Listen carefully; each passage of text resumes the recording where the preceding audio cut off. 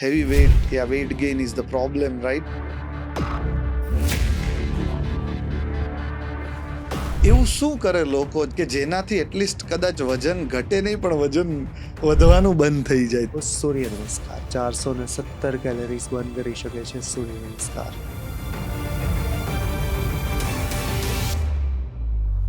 તમે દુબઈ જેવા સિટીમાં કે જ્યાં રિલિજિયસ ઇન્ડિપેન્ડન્સ એટલું નથી છતાં બી તમે રોયલ ફેમિલી સુધી પહોંચી ગયા. એમણે મને એક જ ક્વેશ્ચન પૂછ્યો, યશ દુબઈમાં 2000 થી વધારે યોગા ટીચર છે, why I should train with you?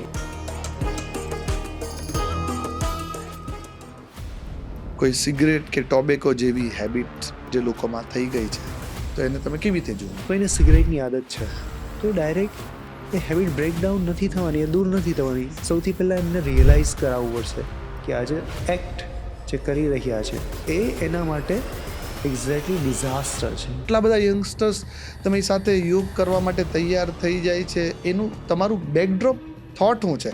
અત્યારે હર એક યુથ એક કોમ્પિટિશનમાં છે, કોમ્પિટિશન ટુ સીક સોશિયલ વેલિડેશન.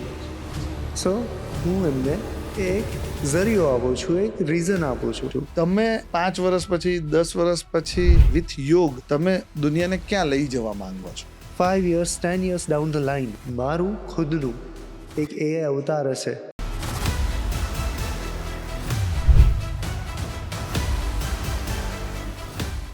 નમસ્કાર, જય અંબે, હર હર મહાદેવ, હરે કૃષ્ણ. એવરી ટાઈમ ક્યાં તો હોસ્ટ તરીકે આનંદ લેતા હોય ને ક્યાં તો ગેસ્ટ હોઈએ, રાઈટ? અને દર વખત એવું થતું હોય કે સામેના જે વ્યક્તિ હોય ને એ લોકોનું કદાચ એસ્ટ્રોલોજીને લઈને ક્યુરિયોસિટી હોય, પણ આજે મને એવું લાગે છે કે આપણે એવી કંઈક વાતો કરીએ કે જે આજના યંગસ્ટર્સને આ બેવ સબ્જેક્ટ કે સમવે અરાઉન્ડ કે એસ્ટ્રોલોજી જે એક સ્પિરિચ્યુઆલિટીનો સબ્જેક્ટ અને યોગ કે જે નેક્સ્ટ ટુ ધ સ્પિરિચ્યુઆલિટી કે શરીર અને મનનું જોડાણ, કે એવું કંઈક એમને ક્રક્સ આજથી મળે કે આ સબ્જેક્ટ થોડા બેવ આપણને એવું લાગે છે કે એલ્ડર લોકોના છે અને આજે આપણે યંગસ્ટર્સના બનાવી દઈએ, એવી મારી ઈચ્છા છે. આજે યશભાઈ, તમારા વિશે અનેકવાર એવું સાંભળ્યું છે કે યોગાની દુનિયામાં કંઈ પણ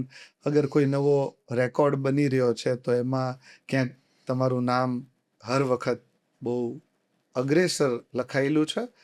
અને એમાં વાત કરીએ તો કે અર્લી સ્ટેજ ઓફ લાઈફ તમે 8 વર્ષની ઉંમરથી આવો સબ્જેક્ટ કે જેમાં જનરલી લોકો 35-40 વર્ષે પણ એવું વિચારતા હોય કે કન્સિસ્ટન્સી નથી આવતી, યોગ હોય કે એક્સરસાઇઝ હોય, તો તમારું એવું મોટિવેશન કે એવું સ્પિરિચ્યુઅલ ઇન્સ્પિરેશન્સ કે શરીરને આટલું બધું એનરોલ કરવાનું કે ફ્લેક્સિબલ કરવાનું કે આટલું હઠાગ્રહી હઠ યોગને લઈને પકડવાનું, આ ક્યાંથી આવ્યું?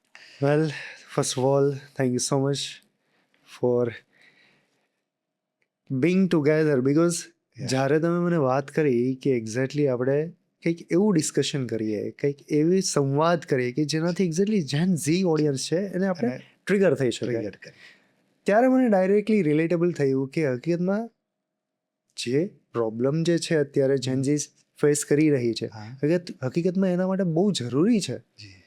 When we are going to combine astrology અને યોગ, ત્યારે એમને એક અલગ પરસેપ્શન મળશે, એમને એક અલગ નજરિયો મળશે જોવાનો. હકીકતમાં આ સબ્જેક્ટ પણ સમહાવ સમવેર રિલેટેબલ હોઈ શકે કે નહીં. હવે ખુદ જો હું મારી જર્નીની વાત કરું કે ઉદ્ગમ સ્થાન ક્યાંથી આ થઈ, યોગ એઝ અ સબ્જેક્ટ શા માટે મેં ચૂઝ કર્યો અને કઈ રીતે એની શરૂઆત થઈ. 8 વર્ષની ઉંમરથી જ શરૂઆત થઈ હતી અને ફોર્ચ્યુનેટલી મારી જે સ્ટડી હતી એ ગુરુકુલમાં થઈ હતી અને ગુરુકુલમાં મને એક તક મળી કે હું યોગનો અભ્યાસ કરી શકું, વધારે પ્રેક્ટિસ કરી શકું. કન્ટિન્યુઅસલી 5-6 વર્ષ સુધી પ્રેક્ટિસ કરી ફિઝિકલ લેવલ ઉપર.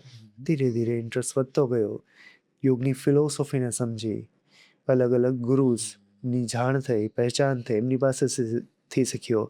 જય કૃષ્ણમૂર્તિ, ઓશો રજનીશ, બધા પાસેથી એમની અલગ અલગ પરસેપ્શનને સમજ્યા અને પછી એ રિયલાઇઝ થયું કે હકીકતમાં જીવનનો જે એક્ઝેક્ટ સાર છે એ યોગ જ છે.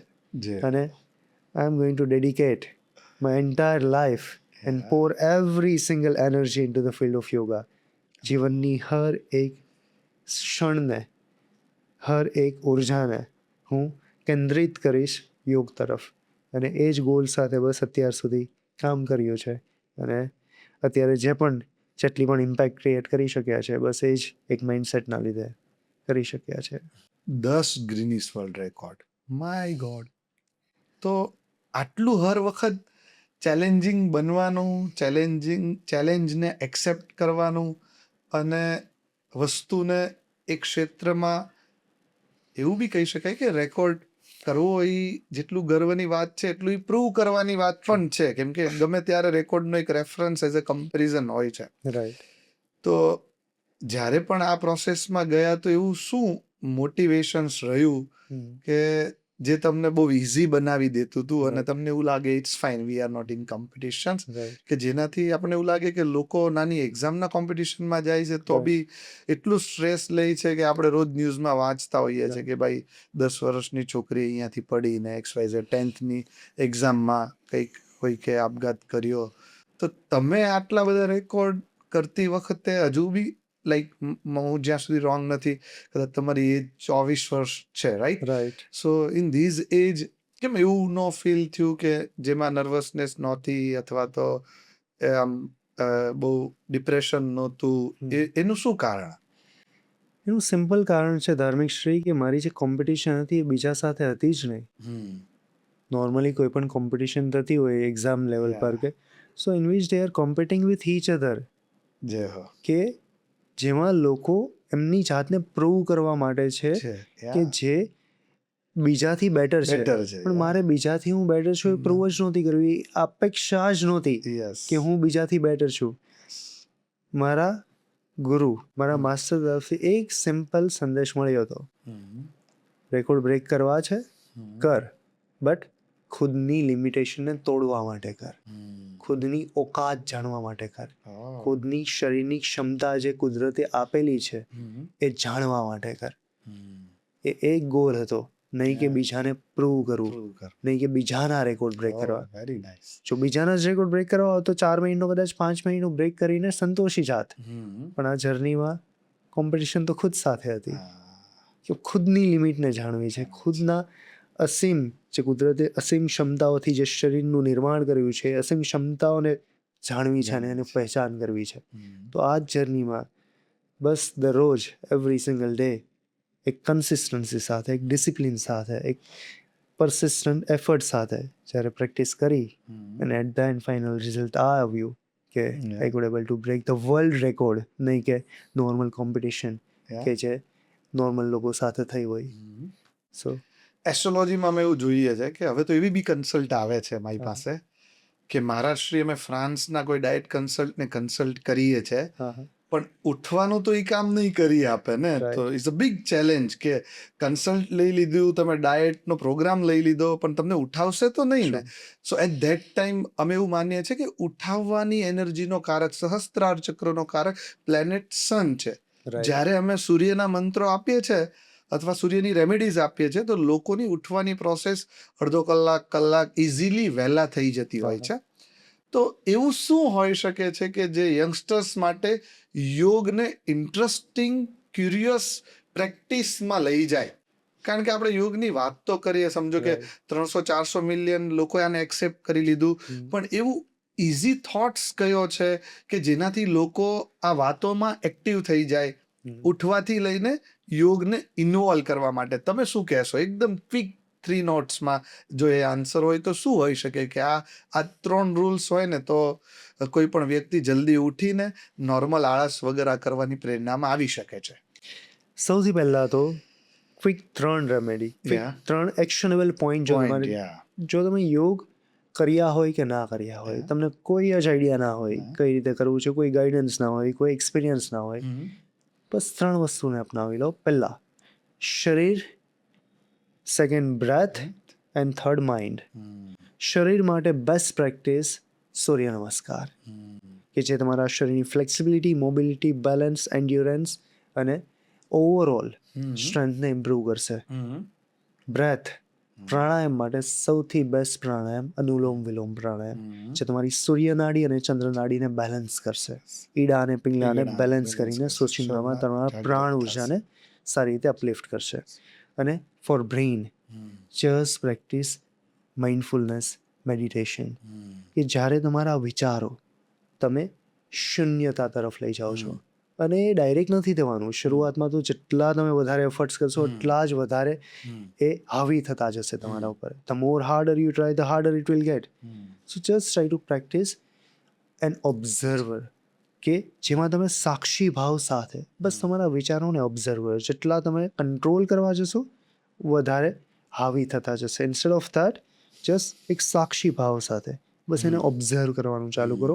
ધીરે ધીરે ધીરે એક ધારણાની મદદથી તમારા મનને પહેલાં કેન્દ્રિત કરો. ઘણા બધા અત્યારે મંત્ર ચેન્ટિંગ કરે છે, નામ જપ કરે છે. તો વોટ એક્ઝેક્ટલી ઇટ ઇઝ, એ હકીકતમાં જોવા જઈએ તો એ અવસ્થા સુધી પહોંચવાનું ધારણા છે કે જ્યારે તમારા મનને કોઈ પણ એક વિચાર, કોઈ પણ એક શબ્દ, કોઈ પણ એક મંત્ર પર કેન્દ્રિત કરો છો અને એક વિચાર જ તમારા માટે સર્વત્ર થઈ જાય. પછી જ્યારે એ એક વિચાર પણ જ્યારે ડ્રોપ થઈ જાય, જ્યારે શૂન્ય અવસ્થાને તમે પ્રાપ્ત કરો, એ ધ્યાન. અને ધ્યાનને જ્યારે એક્સટેન્ડ કરીએ એ સમાધિ. સો સ્ટાર્ટ વિથ ફિઝિકલ બોડી. એના માટે સૂર્ય નમસ્કાર. પ્રાણ માટે, પ્રાણના એક્સપાન્શન માટે અનુલોમ વિલોમ. અને ધ્યાન માટે બસ એક સાક્ષી ભાવ સાથે બસ પ્રાણ જે આવી રહ્યા છે અને જે જઈ રહ્યા છે વિજ્ઞાન ભૈરવના હિસાબે જો જોઈએ, આવતા જતા અને જતા હુआ, आते हुए और जाते हुए सांस के बीच में अगर हम ठहर जाए, शांति, सुख, ब्लिसफुलनेस अपने आप आ जाएगा.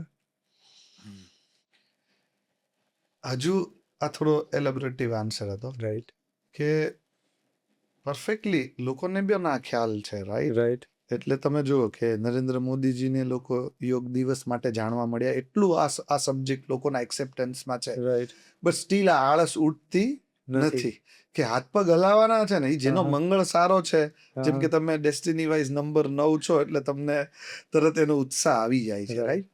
બટ મને એવું લાગે આમાં આળસ હોવા છતાં જો યોગની દુનિયામાં પ્રવેશવું હોય ને તો બ્રીથ વર્ક તમને તરત ખેંચી શકે છે, રાઈટ. તો એવા કયા 2 બ્રીથ વર્ક છે જે સવારે ખાલી 5 મિનિટ કોઈ પણ લોકો કરે અને એનો એકાદ મહિનામાં એને એનો અનુભવ થાય અને એ ખેંચીને યોગની પ્રેક્ટિસમાં આવી જાય? પ્રાણાયામ, કે જે બ્રેથવર્ક તરીકે પણ ઓળખાય છે અત્યારે.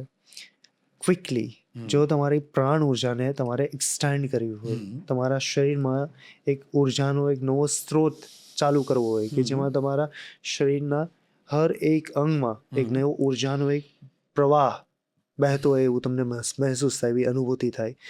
શરૂઆત કરો તમે ભસ્ત્રિકાથી. Raise your hands with inhalation and bring it back with exhalation. આપણે હાથ ઉપર નીચે ખાલી મજાક માટે નથી કરતા. જ્યારે હાથ ઉપર કરીએ છીએ આપણી રિબકેસ, આપણી પાછળીઓ ખુલે છે. એ મોર વધારે ઓક્સિજનને અલાઉ કરે છે અંદર જવા માટે. અને જ્યારે નીચે લઈએ છીએ ત્યારે સ્ક્વીઝ કરે છે, કમ્પ્રેસ કરે છે, જેનાથી ઇઝીલી આપણે એક્સહેલ કરી શકીએ છીએ. દેટ ઇઝ ફર્સ્ટ, કે જેનાથી તમારા લંગ્સની કેપેસિટી એક્સપાન્ડ થશે. સેકન્ડ, જસ્ટ પ્રેક્ટિસ ભ્રામરી. તમારા માઇન્ડને અલ્ટિમેટલી ગામા વેવલેન્થ તક ડાયરેક્ટલી શોર્ટકટ આપી દેશે. ભ્રામરીમાં એક્ઝેક્ટલી શું કરવાનું? એક્ઝેક્ટલી તમારા centre point of the forehead પર કેન્દ્રિત કરીને તમારી ટંગને રોટેટ કરીને એક હમિંગ સાઉન્ડનો નાદ કરવાનો. એ હમિંગ સાઉન્ડ, એ વાઇબ્રેશન ફ્રીક્વન્સી તમારા બધા જ એક બ્રેઇન સેલ્સને નરીશ કરશે, સ્ટ્રાઇક કરશે અને તમારી બ્રેઇનની વેવલેન્થ ગામા સુધી લઈ જશે. That is the ultimate consciousness, જેમાં તમારું ચિત્ત એકદમ કેન્દ્રિત છે, એકદમ જાગૃત અવસ્થામાં છે. So these are the quick to breath work. પણ ધાર્મિક શ્રી એક્ઝેક્ટલી એમ જોવા જઈએ તો સ્ટીલ પ્રાણાયામ કે બ્રેથ વર્ક કરવામાં પણ એક એફર્ટ્સની જરૂર પડે છે.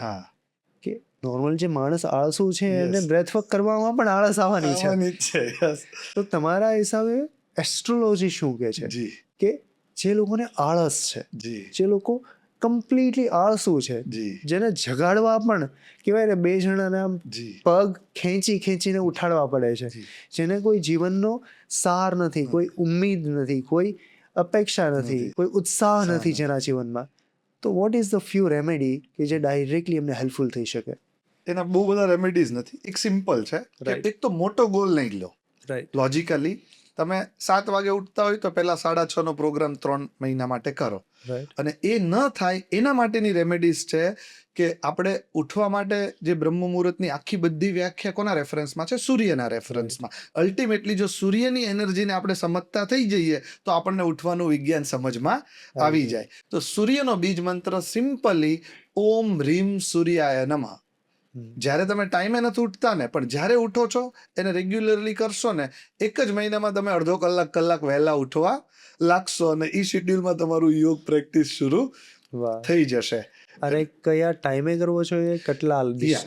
કેટલી લેન્થ સુધી કરવો જોઈએ અને કેટલા મંત્ર જી. નો ઉચ્ચાર કરવો જોઈએ? એવરી ટાઈમ સૂર્યનો મંત્ર કે કોઈ પણ મંત્ર પોસિબલી આપણે 108 ની જે સાયકલ છે એને ફોલો કરવું જોઈએ. 108 ટાઈમ 108 ટાઈમ્સ કરવું જોઈએ. અને ટાઈમિંગ ઉપર આપણે બાયસ નથી જતા, કેમ કે લોકો ત્યાં જ અટવાયેલા છે. એટલે હું એટલીસ્ટ એ સજેસ્ટ કરીશ કે મોર્નિંગમાં 10 વાગ્યા પહેલા ફ્રેશ થઈને ખાલી કરી લે. ઓટોમેટિકલી બધા 9 વાગે ઉઠવા વાળા લોકો 6 મહિના પછી 8 વાગે ઉઠતા હશે. વાહ. ઓમ રીમ સૂર્યાય નમઃ. વાહ. અને એ જે ટાઈમ મળે એમાં તમે ટાઈમ મેનેજમેન્ટ કરો, યોગની પ્રેક્ટિસ કરો, અને ધેન આફ્ટર યુ ફીલ કે વોટ, મતલબ બ્રીથ વર્કથી શું થઈ શકે છે, યોગથી શું થઈ શકે છે. શા માટે Yes. 108 જ? સમવોટ કે 27 નક્ષત્ર છે, એના 4 ચરણ છે. આ દુનિયાની બધી વ્યવસ્થાઓને 108 ના રેફરન્સમાં એટલે કાઉન્ટ કરવામાં આવે છે કે જે યુનિવર્સમાં જે આમ લોકોને એટલું ખ્યાલ નથી, પણ તમે કોઈ પણ સબ્જેક્ટને જ્યારે ટાઈમ ફ્રેમ આપો ને, તો astrology is the only subject. તો જ એને તમે ટાઈમના રેફરન્સમાં ડિસ્કસ કરી શકો. નાસા ડિસ્કસ કરે, સ્પિરિચ્યુઆલિટી કરે, રિલિજિયસ થિંગ કોઈ પણ કરે. તો જે 27 નક્ષત્રો એટલે કે 27 ભાગ એરિયા છે યુનિવર્સના, એના 4 ચરણમાં એને ડિરાઇવ્ડ કર્યું છે. એટલે અલ્ટિમેટલી એ 108 વાર જ્યારે રિસાઇડ થાય છે તો આપણે એવું ગણી શકીએ કે ભાઈ 360 ક્ષેત્રમાં આપણી જેમ એનર્જી એલિમિનેટ થાય તો એ 108 વાર કરવાથી બધા ચારે એક ચરણના 4 ભાગ ગણીએ તો એ બધે પહોંચી જાય. રાઈટ. જેવી રીતે ગ્રહો બી 9 છે, રાશિઓ 12, તો અગેન 12 9 108. તો 108 ઇઝ વેરી, આપણે એવું કહી શકીએ એ યુનિવર્સનું બહુ સારું એડ્રેસ છે આખા યુનિવર્સ સુધી આપણી ફ્રીક્વન્સીઓને પહોંચાડવા માટે. એટલે Wow. આપણે આપણા શાસ્ત્રોમાં બધું 108 ની નજીક છે. એકદમ સરસ. ઇવન મણકાઓ જે હોય છે માળાના, એ પણ 108 હોય છે. That's interesting. હવે એક બીજા પરસેપ્શનથી જી. આપણે જો એસ્ટ્રોલોજીને જોવા જઈએ, ટેકનોલોજી અત્યારે આસમાન પર પહોંચી ગઈ છે. હા. એઆઈથી લોકો પોતાના જીવનને કમ્પ્લીટલી અલગ નજરિયાથી જોઈ રહ્યા છે. બરાબર. અને જે રિપીટેટિવ ટાસ્ક હતા એ હવે એઆઈ એજન્ટ કરવા લાગ્યા છે, Yes. કે જેમાં હવે હ્યુમનનું ઇન્વોલ્વમેન્ટ હવે ઓછું એટલું થતું જશે. રહ્યું જ નથી. નથી. યસ. અને એક ટાઈમ એવો પણ આવશે કે જ્યારે હ્યુમનની જરૂર જ નહીં પડે, આપણી મહેનત કરવાની જરૂર જ નહીં પડે. નહીં પડે. તો એ સમયને ધ્યાનમાં રાખીને એસ્ટ્રોલોજીના પરસેપ્શનથી જો આપણે જોઈએ તો જ્યારે માણસના કર્મનું અસ્તિત્વ જ નથી રહેવાનું, તો જો આપણે કંઈક કરીએ છીએ તો એ કંઈ મેટર જ નથી કરવાનું. કરવાનું. તો આપણે જ્યાં કંઈ કરીએ છીએ મેટર નહીં કરે, તો એક્ઝેક્ટલી એસ્ટ્રોલોજીથી જોવા જઈએ તો એવું તો શું છે કે જે હકીકતમાં આપણી લાઈફને ઇફેક્ટ કરશે? બિકોઝ આપણા કર્મ આપણને ઇફેક્ટ હવે નથી કરવાના કરવાના. In future. બરાબર છે. તો કઈ વસ્તુ ઇફેક્ટ કરશે? જી. ભૃગુ ઋષિને વિષ્ણુ ભગવાને એસ્ટ્રોલોજી આપી જ એટલા માટે કે જ્યાં સુધી આ માયાની ઈચ્છાઓ છે ને એ તૃપ્ત ન થાય, માણસ મોક્ષની મીમાંસા ન કરે, ત્યાં સુધી ભૃગુ ઋષિ તમે એમને શાંત કરો કે નાનું છોકરું હોય ને તમે ચોકલેટ આપો તો એ મોક્ષની ઈચ્છા લઈને પછી આવે. ડાયરેક્ટલી મોક્ષની વાત કરીએ તો કોને સાંભળવી છે? બધા સત્સંગ કરે છે, પણ અલ્ટિમેટલી સત્સંગનો બી ઉદ્દેશ્ય તો મટીરિયલિઝમ માટે છે. તો માયા મરી ન મન મરા, મરમર ગયે શરીર, આશા તૃષ્ણા ના મરી, કહે ગે દાસ કબીર. કબીરજી એવું કહેતા કે આ દુનિયામાં જ્યાં સુધી તૃષ્ણા છે ને, કે બધું મરી જવાનું છે પણ તૃષ્ણા મરવાની નથી. તૃષ્ણા એટલે ઈચ્છા. ઈચ્છા માણસની મરવાની નથી. એટલે જ્યાં સુધી મટીરિયલિસ્ટિક જગત એક્ઝિસ્ટ કરે છે ને, તમે એવું કહો છો કે એઆઈ કાલે માણસને અકર્મમાં લઈ જશે, પણ ત્યારે સારા એઆઈ ની તૃષ્ણા હશે કે ભાઈ મારું એઆઈ બેસ્ટ વર્ક કરવું જોઈએ. રાઈટ. એટલે કે જ્યાં સુધી આ સંસારમાં ઈચ્છા તૃષ્ણા, વિલિંગનેસ જીવે છે ને, અને એમાં સ્પેશિયલી મટીરિયલિસ્ટિકલી, ત્યાં સુધી તો એસ્ટ્રોલોજીની તમારા જીવનને અલાઇનમેન્ટ માટે જરૂર છે. ઇવન ત્યાં સુધી કહેવામાં આવ્યું છે કે તમારા મોક્ષનો રસ્તો સિલેક્ટ કરવા માટેનું બેઝિક સાધન પણ તમે અહીંયાથી ડિસાઈડ કરી શકો છો. કે જેમ કે કુંડલીનો 5મો ભાવ છે તો એ પૂર્વજન્મમાં છોડેલા ભગવાન છે, કે તમે પૂર્વજન્મમાં કોની ભક્તિ કરતા હતા, રાઈટ. અને કુંડલીનું 9મું સ્થાન છે કે તમે વર્તમાન જીવનમાં કોની ભક્તિ કરો. તો ભલે ભક્તિ એમાં ભગવાન પણ એક માધ્યમ છે કે ત્યાંથી તમે બ્રહ્મના ગુણ સુધી પહોંચી શકો, રાઈટ. તો જો ઈ તૃષ્ણા માટે પણ જો એસ્ટ્રોલોજીનો ઉપયોગ થઈ શકતો હોય તો એઆઈ તો તૃષ્ણાથી ભરેલું છે. મને એવું લાગે છે કે એઆઈની રચના જ એટલા માટે થઈ છે કે માણસને હજી વધારે આળસ છે અને ઈચ્છાઓને વધારે જાગૃત કરવી છે. એટલે ઈચ્છા મરતી નથી, પણ ગ્રોથ પણ બહુ કરવો છે, પણ એની સામે આળસને સોલ્વ કરવી નથી. એટલે એઆઈનું સર્જન જ એના માટે થયું છે. એટલે તો બહુ મજા આવશે. મતલબ તૃષ્ણા હશે કે ભાઈ મારું એઆઈ તમારી હારે વર્ક કરશે ને આપણે બે ઘરે બેઠા હશું. તો જ્યાં પણ નોલેજ, બ્રેઇન સ્ટ્રોમિંગ અને ખૂબ અમે વેદવાણી કરીને અમારું એક સબ્જેક્ટ ઉપર વર્ક કરી રહ્યા હતા કે એઆઈની મદદથી તમે તમારા લાઈફને કેવી રીતે એસ્ટ્રોલોજીકલી અલાઇન કરી શકશો. તો વોટ આઈ અન્ડરસ્ટેન્ડ તમારા ક્વેશ્ચન્સ પરથી કે જ્યારે માણસની બુદ્ધિ વધારે ચાલવા લાગે છે ને ત્યારે એસ્ટ્રોલોજીનો સૌથી વધારે ઉપયોગ થાય છે. કારણ કે જેપી મોર્ગન એવું કહેતા હતા, billionaires do believe in astrology, millionaires don't. અને એઆઈની વિચારધારા ક્યારેય એક સોલિડ મગજ વગર એક્ઝિસ્ટ કરતી નથી. એટલે સમયકાળ પરિસ્થિતિને ફરીથી એસ્ટ્રોલોજીની જરૂર પડશે. અને એટલા જ માટે તમે જોઈ રહ્યા છો કે છેલ્લા 10 વર્ષમાં એસ્ટ્રોલોજી હોય, મેડિટેશન હોય કે યોગની ક્ષેત્ર હોય, લોકો મતલબ કદાચ હું તમને કહીશ કે તમે અહીંયા 10 દિવસથી 15 દિવસથી બેંગ્લોરથી લઈને બધા મેટ્રો સિટીમાં સેશન કર્યા તો ત્યાં એજ્ડ વ્યક્તિના કમ્પેરિઝનમાં યંગસ્ટર્સ આવી રહ્યા છે, રાઈટ. તો જ્યાં તૃષ્ણા છે ત્યાં એસ્ટ્રોલોજી છે. એક બહુ મસ્ત પ્રશ્ન મને પૂછવો છે કે આજકાલ લોકો બહુ જાડા થઈ રહ્યા છે ને, બધાને હેવી વેઇટ યા weight gain is the problem, right. તો એવું શું કરીએ? બહુ વધારે ડિફિકલ્ટ નહીં કહેતા આજની વાતોને, આપણે થોડી આપણા ધર્મશાસ્ત્રના કમ્પેરિઝનમાં લોકોને થોડું કામ કરવાનું મન થઈ જાય એવી વાતથી આપણે લેશું કે એવું શું કરે લોકો જમ્યા પછી કે જમ્યા પહેલા કે ઉઠીને તરત, કે જેનાથી એટલીસ્ટ કદાચ વજન ઘટે નહીં પણ વજન વધવાનું બંધ થઈ જાય. તમારું શું સજેશન છે?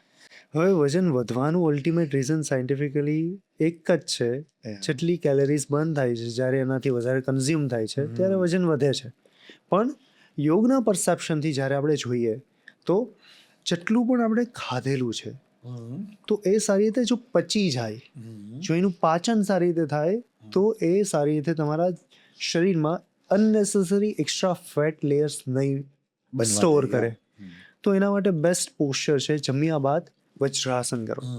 બિકોઝ વજ્રાસનથી યુઝ્યુઅલી જ્યારે તમે ફોલ્ડ કરો છો બંને પગને અને વજ્રાસનમાં બેસો છો તો તમારું બ્લડ સર્ક્યુલેશન પગમાં સ્ટોપ થઈ જાય છે.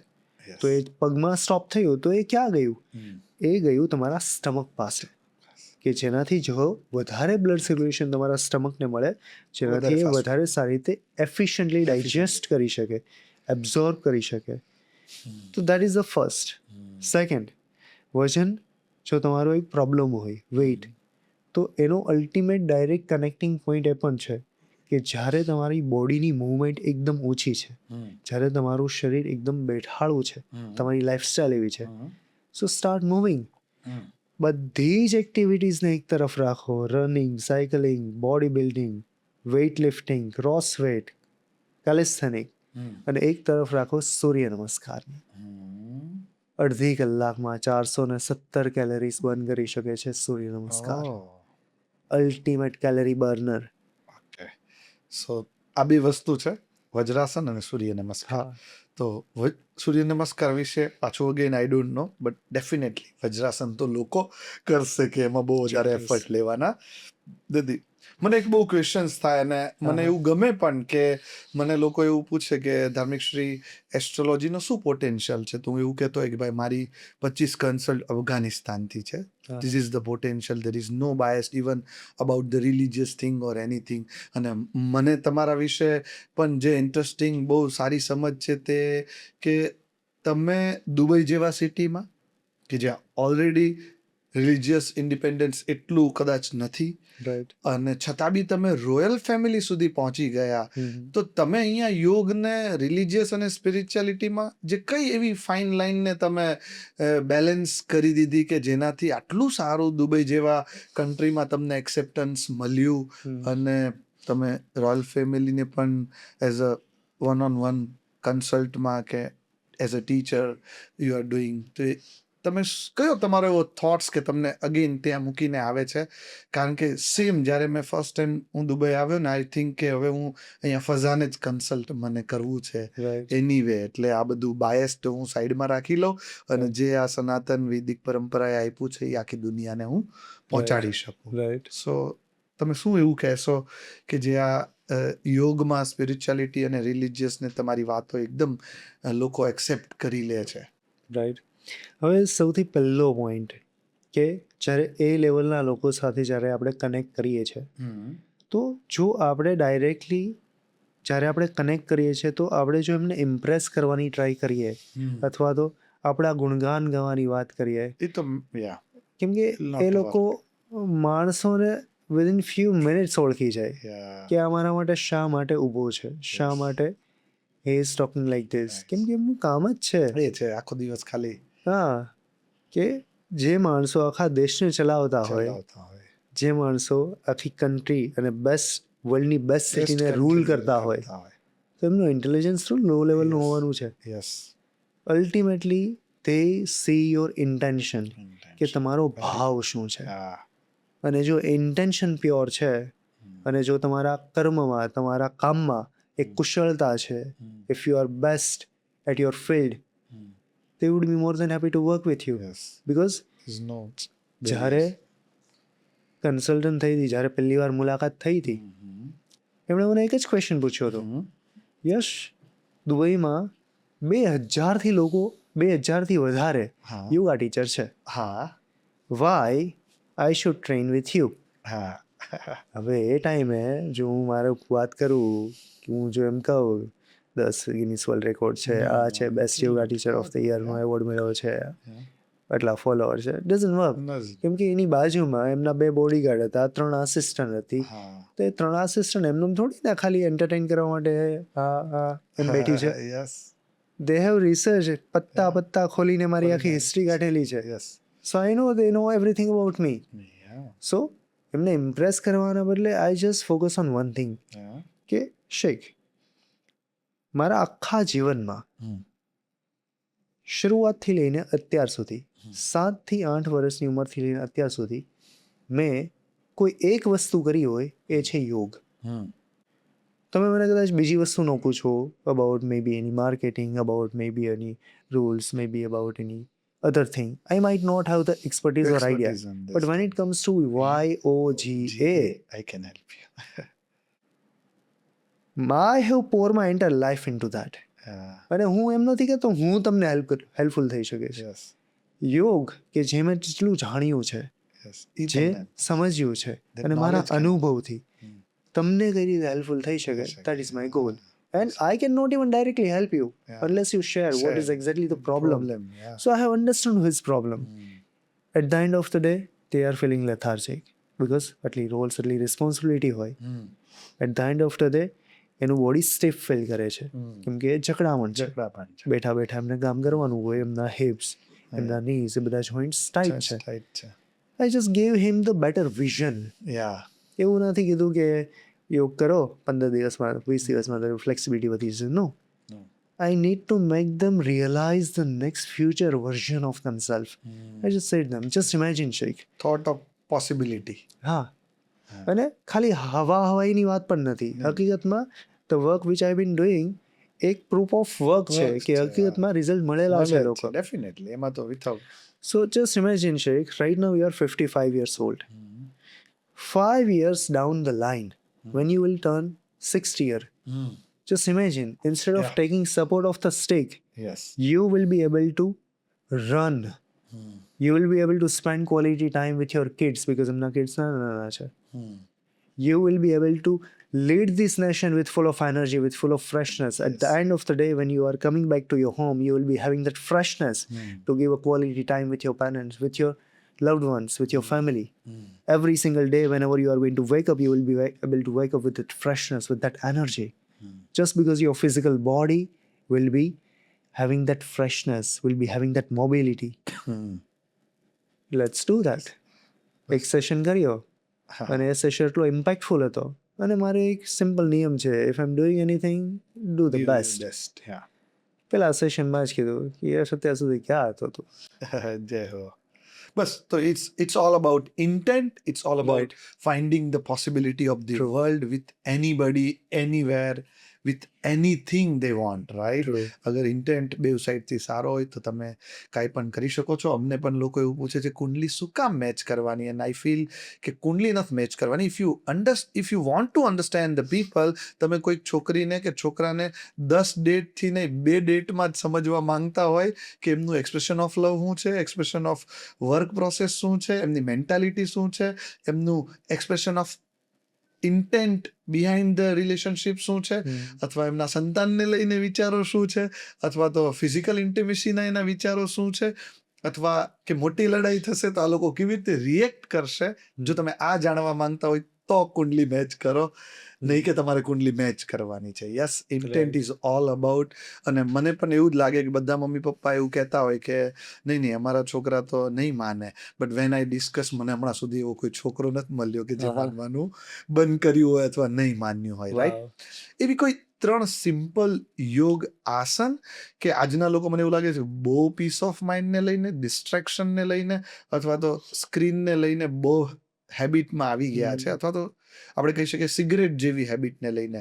તો એવી સિમ્પલ કોઈ એવો થોટ બી હોઈ શકે છે. હું દર વખત એને આસનના રેફરન્સમાં નથી જોતો. તમારા અનુભવ પ્રમાણે તમે એવું શું કહેશો કે ભાઈ અગર 5 મિનિટનું કોઈ આ વ્યક્તિ આવું કંઈક કરે છે તો એટલીસ્ટ ભલે આજે નહીં પણ 6 મહિનેની ઇમ્પેક્ટ એને આ હેબિટથી દૂર લઈ જશે, સ્પેશિયલી જે ઓવર થિંકિંગની અથવા તો કોઈ સિગરેટ કે ટોબેકો જેવી હેબિટ જે લોકોમાં થઈ ગઈ છે, તો એને તમે કેવી રીતે જુઓ છો? હવે કોઈ પણ હેબિટને આપણે જો બ્રેકડાઉન કરીએ ને ધાર્મિક શ્રી, તો ઇવેન્ચ્યુઅલી એ હેબિટ ફોર્મ થઈ રહી છે તમારા સબકોન્શિયસથી. યસ, સબકોન્શિયસ છે આપણા ખુદના કંટ્રોલમાં નથી. અધરવાઇઝ જો કંટ્રોલમાં હોય તો તમારી આદત ક્યારની ક્યારે પહેલેથી જ છૂટી ગઈ હોય. એ બની ગઈ છે તમારી હેબિટ, અને એ ખુદ તમારી હેબિટ તમારા કંટ્રોલમાં નથી. હવે એનું અલ્ટિમેટ સોલ્યુશન એ છે to build the control over your habit. અને કંટ્રોલ બિલ્ડ થશે તમારી પ્રેક્ટિસથી. અને પ્રેક્ટિસ કેવી હોવી જોઈએ કે જે તમને ડિટેચ કરે એ હેબિટથી. હવે જેમ કે કોઈને સિગરેટની આદત છે તો એ ડાયરેક્ટ એ હેબિટ બ્રેકડાઉન નથી થવાની, એ દૂર નથી થવાની. સો ફર્સ્ટ માઇન્ડમાં જે એનું પરસેપ્શન છે એ હેબિટને લઈને એ તોડવું પડશે. અને એના માટે શું કરવું પડશે? સૌથી પહેલાં એમને રિયલાઇઝ કરાવવું પડશે કે આજે એક્ટ જે કરી રહ્યા છે, આઈધર ઇઝ સિગરેટ સ્મોકિંગ કે કોઈ પણ, તો એ એના માટે એક્ઝેક્ટલી ડિઝાસ્ટર છે, એમના માટે વર્સ્ટ કન્ડિશનનું ગેટવે છે. સો હું તો રેકમેન્ડ કરીશ કે જો તમે 1 સિગરેટ 2 સિગરેટ ફૂંકતા હો, એક રૂમ બંધ કરો, વોશરૂમમાં જાઓ, 15 સિગરેટ એક સાથે લો, અને જ્યારે કચરો, જ્યારે તમારા લંગ્સ એની અલ્ટિમેટ પીક સુધી પહોંચી જશો, સાચી વાત, અને જે ઉલટી થશે અને જે કચરો નીકળશે, ત્યારે તમને રિયલાઇઝ થશે કે આજે તમારા ધુમાડાની 2 મિનિટની મજા કેટલી સજા છે, જીવનની સજા છે. ત્યારે જે રિયલાઇઝ થશે ત્યારે સબકોન્શિયસમાં ઉતરીને બ્રેકડાઉન થશે, બધું કરશે.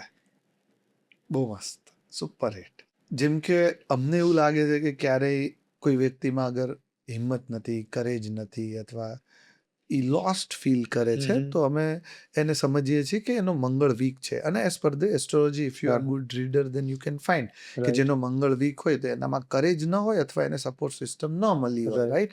એટલે એને જોઈતી હોય તો, રાઈટ, કે મંગળ છે એ મૂલાધાર ચક્રનો કારક છે. મૂલાધાર ચક્રનું બી કામ ઈ જ છે, મૂળ, બેઝ, સપોર્ટ, રાઈટ?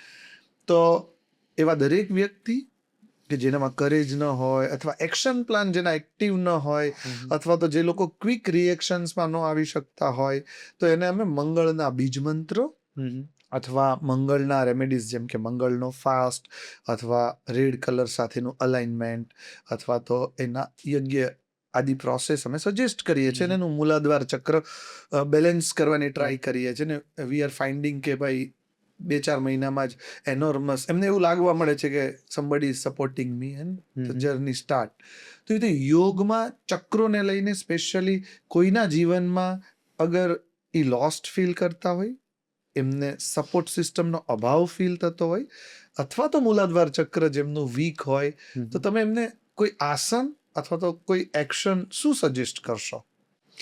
મૂલાધાર ચક્ર કે જે આપણું બેઝ છે, કે જ્યાં સૌથી વધારે આપણા જીવનની ઉર્જાનો સંગ્રહ થાય છે. બેસ્ટ આસન સિદ્ધાસન, કે જ્યારે તમારી એડીને આપણે ટેસ્ટિકલને લિફ્ટ કરીને જ્યારે એ એનસ આપણી ગુદામાંથી 2 ઇંચ ઉપર રાખીએ છીએ અને બીજી હીલ એક્ઝેક્ટલી આપણા શિશ્નના ઉપર રાખીએ છીએ, તો જ્યારે કમ્પ્રેશન મળે છે ત્યારે એક્ઝેક્ટલી એ તમારા મૂલાધાર ચક્ર પર ડાયરેક્ટલી સ્ટ્રાઇક કરે છે.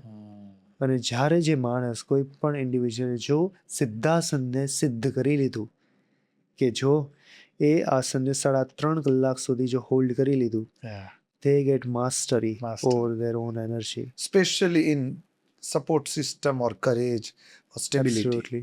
પણ હવે ધાર્મિક શ્રી, મારા અંદર ઘણા બધા એવા ક્વેશ્ચન જે છે, જેમ કે તમે આ રેમેડીઝ શેર કરી કે એક સ્પેસિફિક પ્રોબ્લેમ માટે કોઈ એમ કે સપોર્ટ સિસ્ટમ નથી તો મંગળ વીક છે, અથવા તો તમારે રેડ કલરને ચૂઝ કરવો જોઈએ. ક્યાં ઘણી બધી વાર સેમ પ્રોબ્લેમ સ્ટેટમેન્ટ જો આપણે જોવા જઈએ અને અલગ અલગ એસ્ટ્રોલોજર પાસે જઈએ, બધા અલગ અલગ આઉટપુટ આપે છે, બધાના અલગ અલગ ઓપિનિયન છે. એના ઉપર તમારે શું કહેવું છે? જી જુઓ, જનરલી જે નોલેજ છે એમાં 2 રેફરન્સ છે. એક તો સાક્ષી ભાવ, એમાં પ્રાયોરિટી કેરેક્ટરને કેવી રીતે જુએ છે, જે બહુ મહત્વનું છે ને. કે જેમ કે દિલ્હીમાં કેવું છે, જે સારો ગ્રહ હોય ને એને વધારે સારો કરશે. અને વોટ આઈ બિલીવ કે તમારો પગ લંગડો છે તો મેકઅપ કરવાની જરૂર નથી, પહેલા લંગડા પગને સારો કરો, then after will go to the સારી વસ્તુને વધારે સારી કરવા જોઈએ. રાઈટ? તો પહેલા તો એસ્ટ્રોલોજી બહુ વાસ્ટ સબ્જેક્ટ છે. આપણે એમ કહીએ કે જે અઘરામાં અઘરા શાસ્ત્રોમાં બી, ષષ્ટાંગમાં બી કોઈ શ્રેષ્ઠ કે વધારે રિસર્ચનો સબ્જેક્ટ હોય તો એ જ્યોતિષ, પતંજલિ સૂત્ર કે વ્યાકરણ છે. રાઈટ? તો એટલા માટે જ્યોતિષમાં બહુ બધા મતાંતર છે. બટ આઈ ફીલ કે તમે એવા લોકોને મળવું જોઈએ કે they can read you without asking questions. And we are તો બિલીવ ઇન ધીસ થિંગ કે અમારી કન્સલ્ટમાં અમે એવું કહીએ છીએ કે પ્રશ્નો પહેલા નહીં પૂછો, પહેલા હું વાતો કરું, અને જો એમાં તમે ડીપ ડાઈવ લગાવવા માંગો છો, then I can be your mentor and then after I am the only mentor. Right? જેમ કે કૃષ્ણ ભગવાને અર્જુનને જ જ્ઞાન આપ્યું ને, ત્યાં યુધિષ્ઠિર બી હતા, ભીમ, અનેક લોકો હતા. કેમ અર્જુન જ? કેમ કે કૃષ્ણ અર્જુનને અને અર્જુન કૃષ્ણને બહુ સારી રીતે સમજતા હતા. તો એસ્ટ્રોલોજી બી ખાલી ગ્રહો સુધીનો મર્યાદિત સબ્જેક્ટ નથી, આખી મનુષ્ય ચેતનાને સમજવાનો સબ્જેક્ટ છે. તો જ્યારે હું તમને સમજવાનો પ્રયાસ કરું છું તો એમાં અનેક, જેમ કે કોઈકને આવી છોકરી ગમે છે ને કોઈકને આવો છોકરો ગમે છે. રાઈટ? પણ જો તમારો સાક્ષી ભાવ થોડો બેલેન્સ હોય તો નિયર ટુ યોર વે તમને પહોંચાડી શકે. બટ હા, એનો કોઈ એક જ વે ન કહી શકાય, એટલા માટે આના ડિફરન્ટ પર્સપેક્ટિવ આન્સર મળે છે.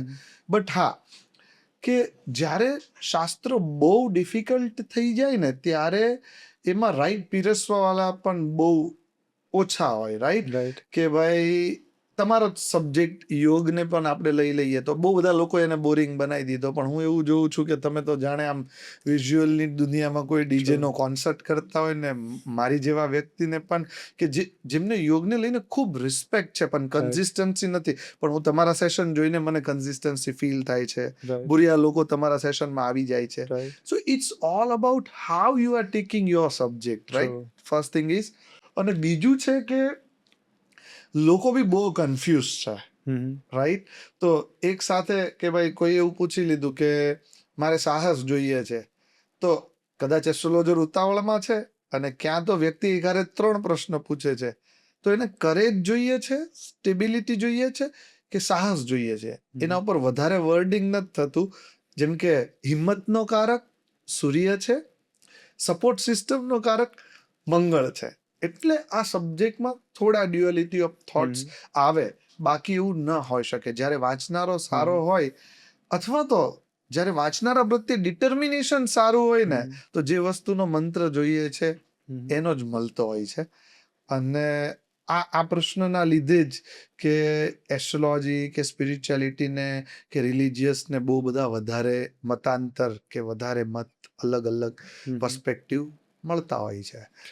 હવે ખાસ તમે તો 13th જનરેશન છો કે તમારી લેગેસીમાં, તમારા રક્તમાં જ એસ્ટ્રોલોજી વસેલી છે, અને તમે આ સબ્જેક્ટને તમારા સંપૂર્ણ જીવન દરમિયાન આ સ્ટડી કરેલો છે અને એકદમ ડીપમાં ઉતરેલા છો. પણ છતાં આ છે એક જીવનનો અનુભવ, અને એ તમારી લેગેસી.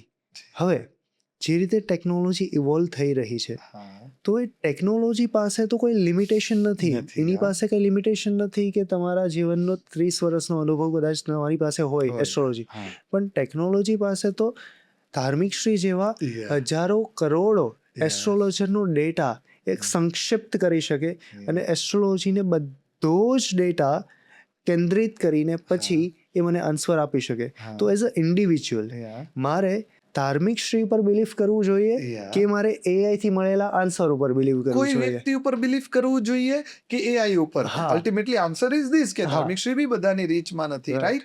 પણ બહુ મસ્ત આની વાત છે કે ભાગવતમમાં ભવિષ્યની રચના 3 કર્મોથી થાય: સંચિત, પ્રારબ્ધ અને કર્મેન્ય.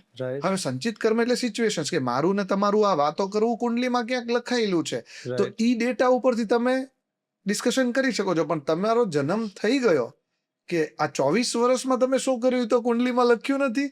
તો એના માટે જે સામુદ્રિક શાસ્ત્ર છે ને, કે લોકોને જાણવાનું, જેમ કે અમારા માટે લોકો કે ભાઈ અમને લોકો એવી રીતે ઓળખે છે મોઢું જોઈને કેવા વાળા અથવા ફેસ રીડર.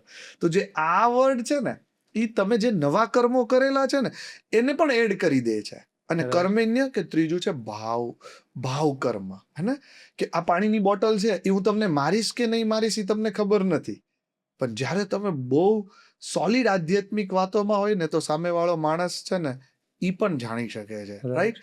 તો જે પ્રારબ્ધ કર્મ એટલે કે તમે આ જીવનમાં કરેલા કર્મ, અને કર્મેન્ય કર્મ, આનો એઆઈ પાસે કોઈ ડેટા નથી. તો એ કોઈ તમારો સાક્ષી ભાવ જ તમને આપી શકે છે, તમારી વાઈફ આપી શકે છે, અને ક્યાં તો તમારો ગુરુ આપી શકે છે. અને શાસ્ત્રોમાં પતિ પત્ની કરતા વધારે જો કોઈને સ્થાન રેફરન્સ ઓફ મેન્ટરશિપ નું મળ્યું છે ને, તો એ ગુરુને મળ્યું છે. અને ધેટ ઇઝ વાય, નહીં કે ખાલી નોલેજના રેફરન્સથી. આપણને જ્યારે કોઈ સાથે તમને પ્રેમ થયો છે અત્યાર સુધી? હા, ઘણા બધા સાથે. તો પ્રેમ થયો ત્યારે કોઈ લોજિક હતા કે થઈ ગયો? થઈ જાય. તો એવી રીતે એસ્ટ્રોલોજી કે દુનિયાને એનરોલ કરવી હોય ને, તો એ હર વખત લોજિકલ ન હોય, એ ઇન્સ્પિરેશનલ હોય, રાઈટ? જો એટલી જ લોજિકલ હોત ને, તો કૃષ્ણ ભગવાને અર્જુનને 13 અધ્યાય નો કીધા હોત, પહેલા જ અધ્યાયમાં ભગવદ્ ગીતા પતી ગઈ હોત. માણસની ક્યુરિયોસિટીને એનરોલ કરવાનું વિજ્ઞાન ખાલી લોજિકલ કેવી રીતે હોઈ શકે? એ તો ટચનું હોઈ શકે, ફીલનું હોઈ શકે, બિલીવનું હોઈ શકે, બિયોન્ડ ઇલ્યુઝનનું હોઈ શકે, ચક્રનું હોઈ શકે, ભગવાનનું હોઈ શકે, બ્રહ્મનું હોઈ શકે, ને કદાચ બિયોન્ડ બ્રહ્મ પણ કંઈક એક્ઝિસ્ટ કરતું હોય. તો એની તો હું વાત કરીએ તો બહુ નાનો સબ્જેક્ટ છે. વાવ. સો આને સમરાઇઝ કરું થોડું વધારે ઇઝી વર્ડ્સમાં, કે જે હું સમજ્યો.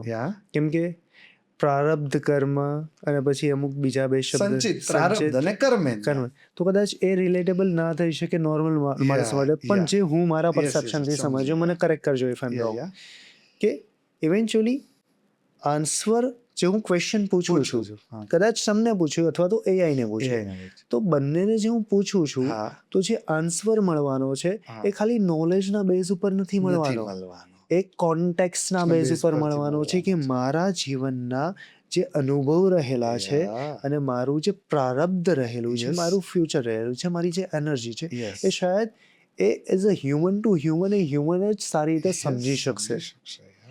પણ એઆઈ એ ખાલી ઇન્ફોર્મેશનના ડેટા ઉપરથી એનો જવાબ આપશે, નહીં કે મારા જીવનને સમજીને.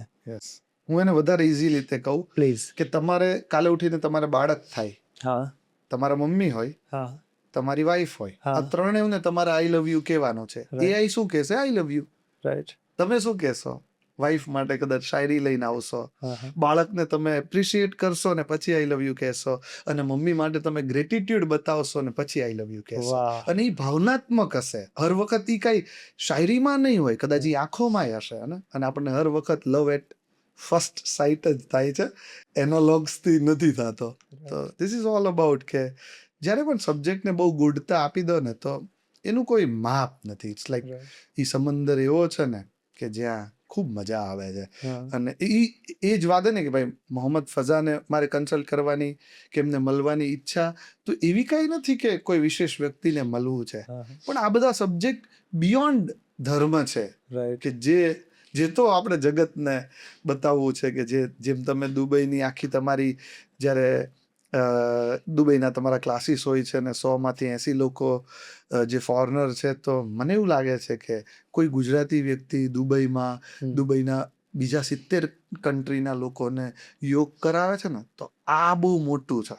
યોગ Right. કરાવવું મોટું નથી, પણ આ Right. દુનિયાની ફિલોસોફીને બદલવાની અને એના ઉપર ઇમ્પેક્ટ મૂકવાની ને ઈ કદાચ આપણા સપનાની બહારની વાત છે કે Right. તમે કે અમે એવા સપના બી નથી જોયા અને છતાં બી રોજ પ્રગટ થઈ રહ્યા છે. વેરી બ્યુટીફુલ ભાઈ. હવે એક્ઝેક્ટલી એસ્ટ્રોલોજી જી બધી જ ડાયરેક્શનમાં અલગ અલગ રીતે એટલો વાસ્ટ સબ્જેક્ટ છે હા કે જે ઘણીવાર એવું લાગે છે કે આપણા ફેવરમાં છે, ઘણીવાર એવું લાગે છે કે આપણા ફેવરમાં નથી.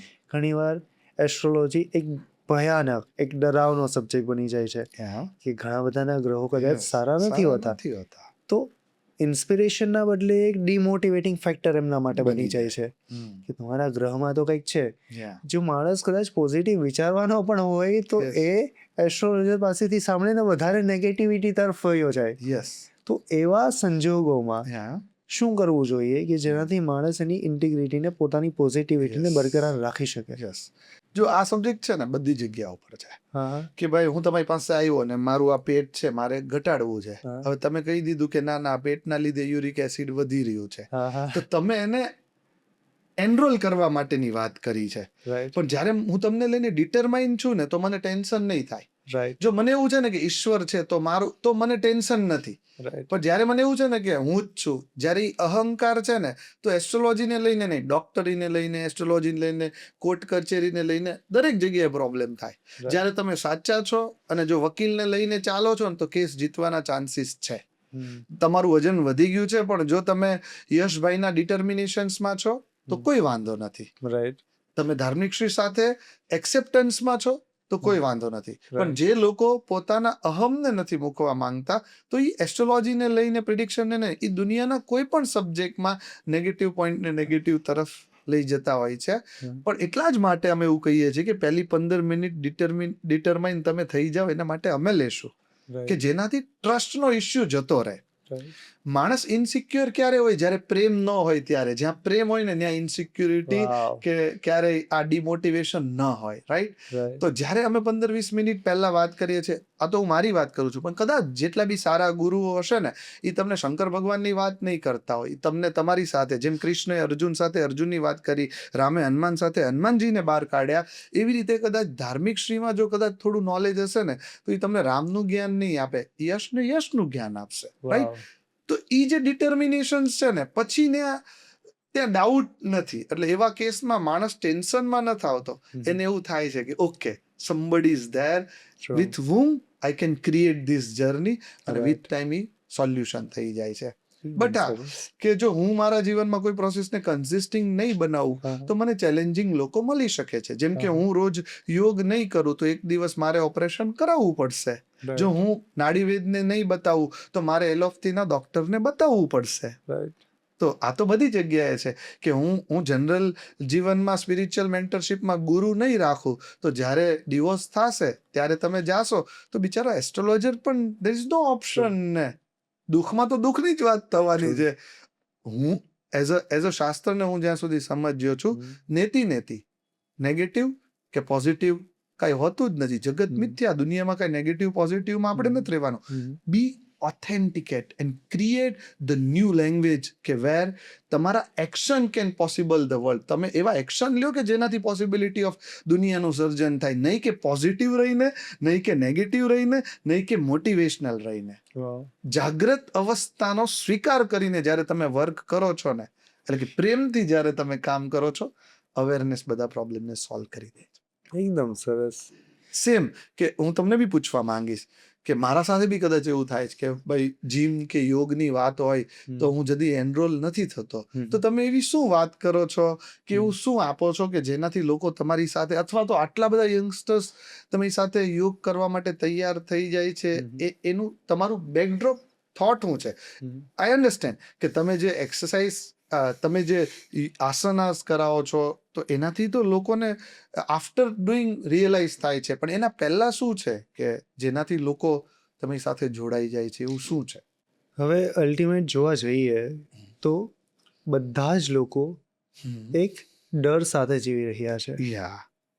અને જોકે આપણી મેઇન ઇન્ટેન્સિટી અલ્ટિમેટ છે કે લોકોને, ઇવેન્ચ્યુઅલી આપણો ગોલ છે કે લોકોને આપણે વધારે સારી રીતે હેલ્પફુલ થઈ શકીએ.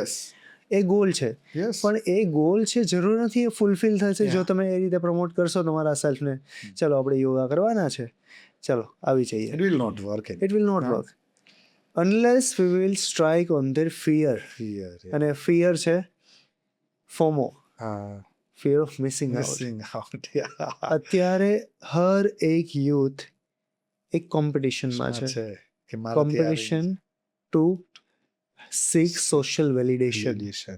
કે હું મારા ફ્રેન્ડ્સથી સારી રીતે સારી જગ્યા પર જઈને, સારા કેફેમાં જઈને બેસું છું, સારી કોફી પીવું છું, સારી રીતે સારી જગ્યા પર જઈને યોગા કરું છું, સેલિબ્રિટી સાથે યોગા કરું છું, આની પાસેથી આ બ્યુટીફુલ પ્લેસમાં, એકદમ ઇમર્સિવ પ્લેસમાં જઈને હું યોગા કરું છું. They want to show in the Instagram story that I am someone, I am something, I am someone who is having that access. Then is possible. So હું એમને એક ઝરિયો આપું છું, એક રીઝન આપું છું કે તમારે આ જ કરવું છે તો this is the way. હવે એક એંગલથી જોવા જઈએ તો કદાચ એ રોંગ હોઈ શકે. હું થોડું સેચ્યુરેટ કરું છું, એક્સપિરિયન્સને વધારે બેટર કરું છું, બટ એ ખાલી પ્રમોશન માટે. બહુ મસ્ત વાત છે. પણ જ્યારે એકવાર એ અંદર આવી ગયા પછી એ લગામ મારા કંટ્રોલમાં છે. Even they can find there journey, but the intent is કે ભાઈ લોકો આ ક્ષેત્રથી પોતાના જીવનને ટ્રાન્સફોર્મ કરે. ઇવન આઈ એમ કે એકવાર મેં ફેસ રીડિંગ કરી લીધું ને પછી ભલે કદાચ મને નહીં એઝ અ મેન્ટર બતાવે, પણ એના જીવનમાં શાસ્ત્રોના રિસર્ચની અને સાક્ષી ભાવને લાવવાની વાત બની જવી જોઈએ. કેમ કે હું ને તમે કેટલા લોકો સુધી પહોંચી જવા, અને એવું જ હોત તો કૃષ્ણ, રામ બધાના રેફરન્સ નો હોત ને. એ લોકોએ પણ આમ 500 લોકોને ડાયરેક્ટ કથા શરૂ કરી દીધી હોત. ઠીક છે, આપણે ખાલી એક નાની આગ લગાવીને જતા રહીએ અને જીવન બદલાઈ જાય તો દેટ મેક્સ સેન્સ, રાઈટ? બાકી તો જર્ની તો બહુ ઓછી. કૃષ્ણ સાથે તમે કદાચ લોંગ જર્નીમાં તો કદાચ 5 જ લોકો હશે. ક્યારેય પોસિબલ નથી કે એમાં 43 લાખ લોકોને એ કથા કરે તો એ કૃષ્ણ નહીં હોય. I don't think so, right? અને આપણે એવું ગણી શકીએ કે લોકોને ઊંઘવામાં બહુ પ્રોબ્લેમ આવે છે, રાઈટ? તો એવી શું એક સિમ્પલ બ્રેથ વર્ક જે સૂતી વખત માણસ કરે તો એની ઊંઘ વધારે ઇફેક્ટિવ, જલ્દીથી આવી જાય, પીસફુલ બની જાય? હવે બ્રેથ વર્કમાં ડાયરેક્ટલી જો તમારા બ્રેઇનને સૌથી પહેલાં તો સમજવું પડશે કે એક્ઝેક્ટલી કયા એવા રીઝન છે જેની મદદથી સારી રીતે આપણને સ્લીપ આવે છે. આપણું માઇન્ડ કન્ટિન્યુઅસલી ફ્લક્ચ્યુએટ કરે છે ડિફરન્ટ વેવલેન્થમાં. તો જ્યારે અત્યારે આપણે વાત કરીએ છીએ બીટાથી આલ્ફામાં છે, પણ જ્યારે આપણે શાંત હોઈએ છીએ, મેડિટેટિવનેસમાં હોય છે, જ્યારે એકદમ મન શાંત, પીસફુલ, બ્લિસફુલ છે, ત્યારે એ એક્ઝેક્ટલી થ્રેટામાં હોય છે, અને જ્યારે સ્લીપ હોય છે ત્યારે એ ડેલ્ટામાં હોય છે. તો હવે એક્ઝેક્ટલી એ વેવલેન્થ સુધી પહોંચવા માટેનો અલ્ટિમેટ ગેટવે એ જ છે કે જે તમારા ઉચ્છ્વાસ છે એની ટાઈમ ડ્યુરેશનને વધારી દો. જો ઇન્હેલેશન 4 સેકન્ડને હોય તો એક્ઝેલેશનને 8 સેકન્ડનો કરી દો, ડબલ. કે ભાઈ જેટલો લાંબો ગહેરો તમારો ઉચ્છ્વાસ, એટલી રિલેક્સ આટલું જ તમારું બ્રેઇન વેવ ડાયરેક્ટ શિફ્ટ થશે એ ડેલ્ટા વેવ્સમાં. અને આ પ્રૂવન છે, ખાલી કહેવાની વાત નથી. અને સાથે સાથે જ્યારે તમારા શ્વાસ એક વિસ્પરિંગ સાઉન્ડથી નીકળે છે, ઇટ્સ લાઈક, તો એ જે વિસ્પરિંગ સાઉન્ડ છે તમારા નર્વ સિસ્ટમને એકદમ સ્લો ડાઉન કરી દે છે, કામ ડાઉન કરી દે છે, તમારા હાર્ટ રેટને કામ ડાઉન કરી દે છે, અને તમારા શરીરના એક અવયવને એક અંગને રિલેક્સ કરી દે છે. કેમ કે તમારે સૂવા માટે તમારું શરીર શિથિલ હોવું બહુ જરૂરી છે. જ્યારે શરીર શિથિલ થઈ જશે અને માઇન્ડ એ ઝોનમાં આવી જશે ડેલ્ટા વેવ્સમાં, you will not even realise કે ક્યારે તમે સૂઈ ગયા. બહુ મસ્ત. તો હું પણ એવું સજેસ્ટ કરીશ કે સૂતા પહેલાં 3 મિનિટ જે ઉચ્છ્વાસ મોઢાથી કાઢીને એક ટાઈપનો હમિંગ અવાજ સાથે કરો, અને જસ્ટ એના પછી 1 મિનિટ ઓમ સોમ સોમાય નમઃ આની માળા કરો. The combinations of astro and યોગ, તમારી ઊંઘ આવી જશે. કોઈ ટીકડી ખાવાની જરૂર નથી, અનનેસેસરી કોઈ સાયકોલોજીસ્ટને બતાવવાની જરૂર નથી, કે બહુ બધી ફ્રીક્વન્સીઓને સ્પોટિફાઈમાં સાંભળવાની જરૂર નથી.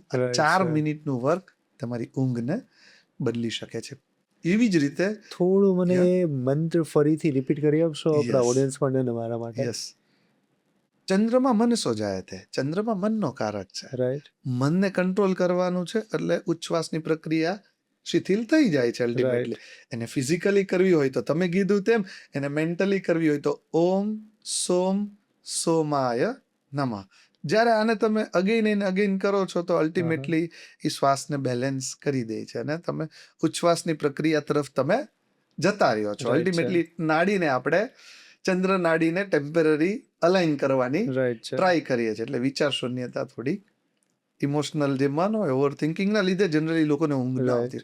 ઓમ સોમ સોમાય નમઃ અને તમને ઊંઘ આવી જશે. એકદમ સરસ. જમ્યા પહેલા કે જમ્યા પછી એવું કોઈ નાની એક્સરસાઇઝ અથવા તો કોઈ એવું બ્રીથ વર્ક કે જે તમે સજેસ્ટ કરશો કે જેનાથી બધા લોકો કાલથી જ કરવા લાગવા જોઈએ? હવે આમાં ખાસ જમ્યા પહેલા કે જમવા પછી એ રિલેટેબલ નથી.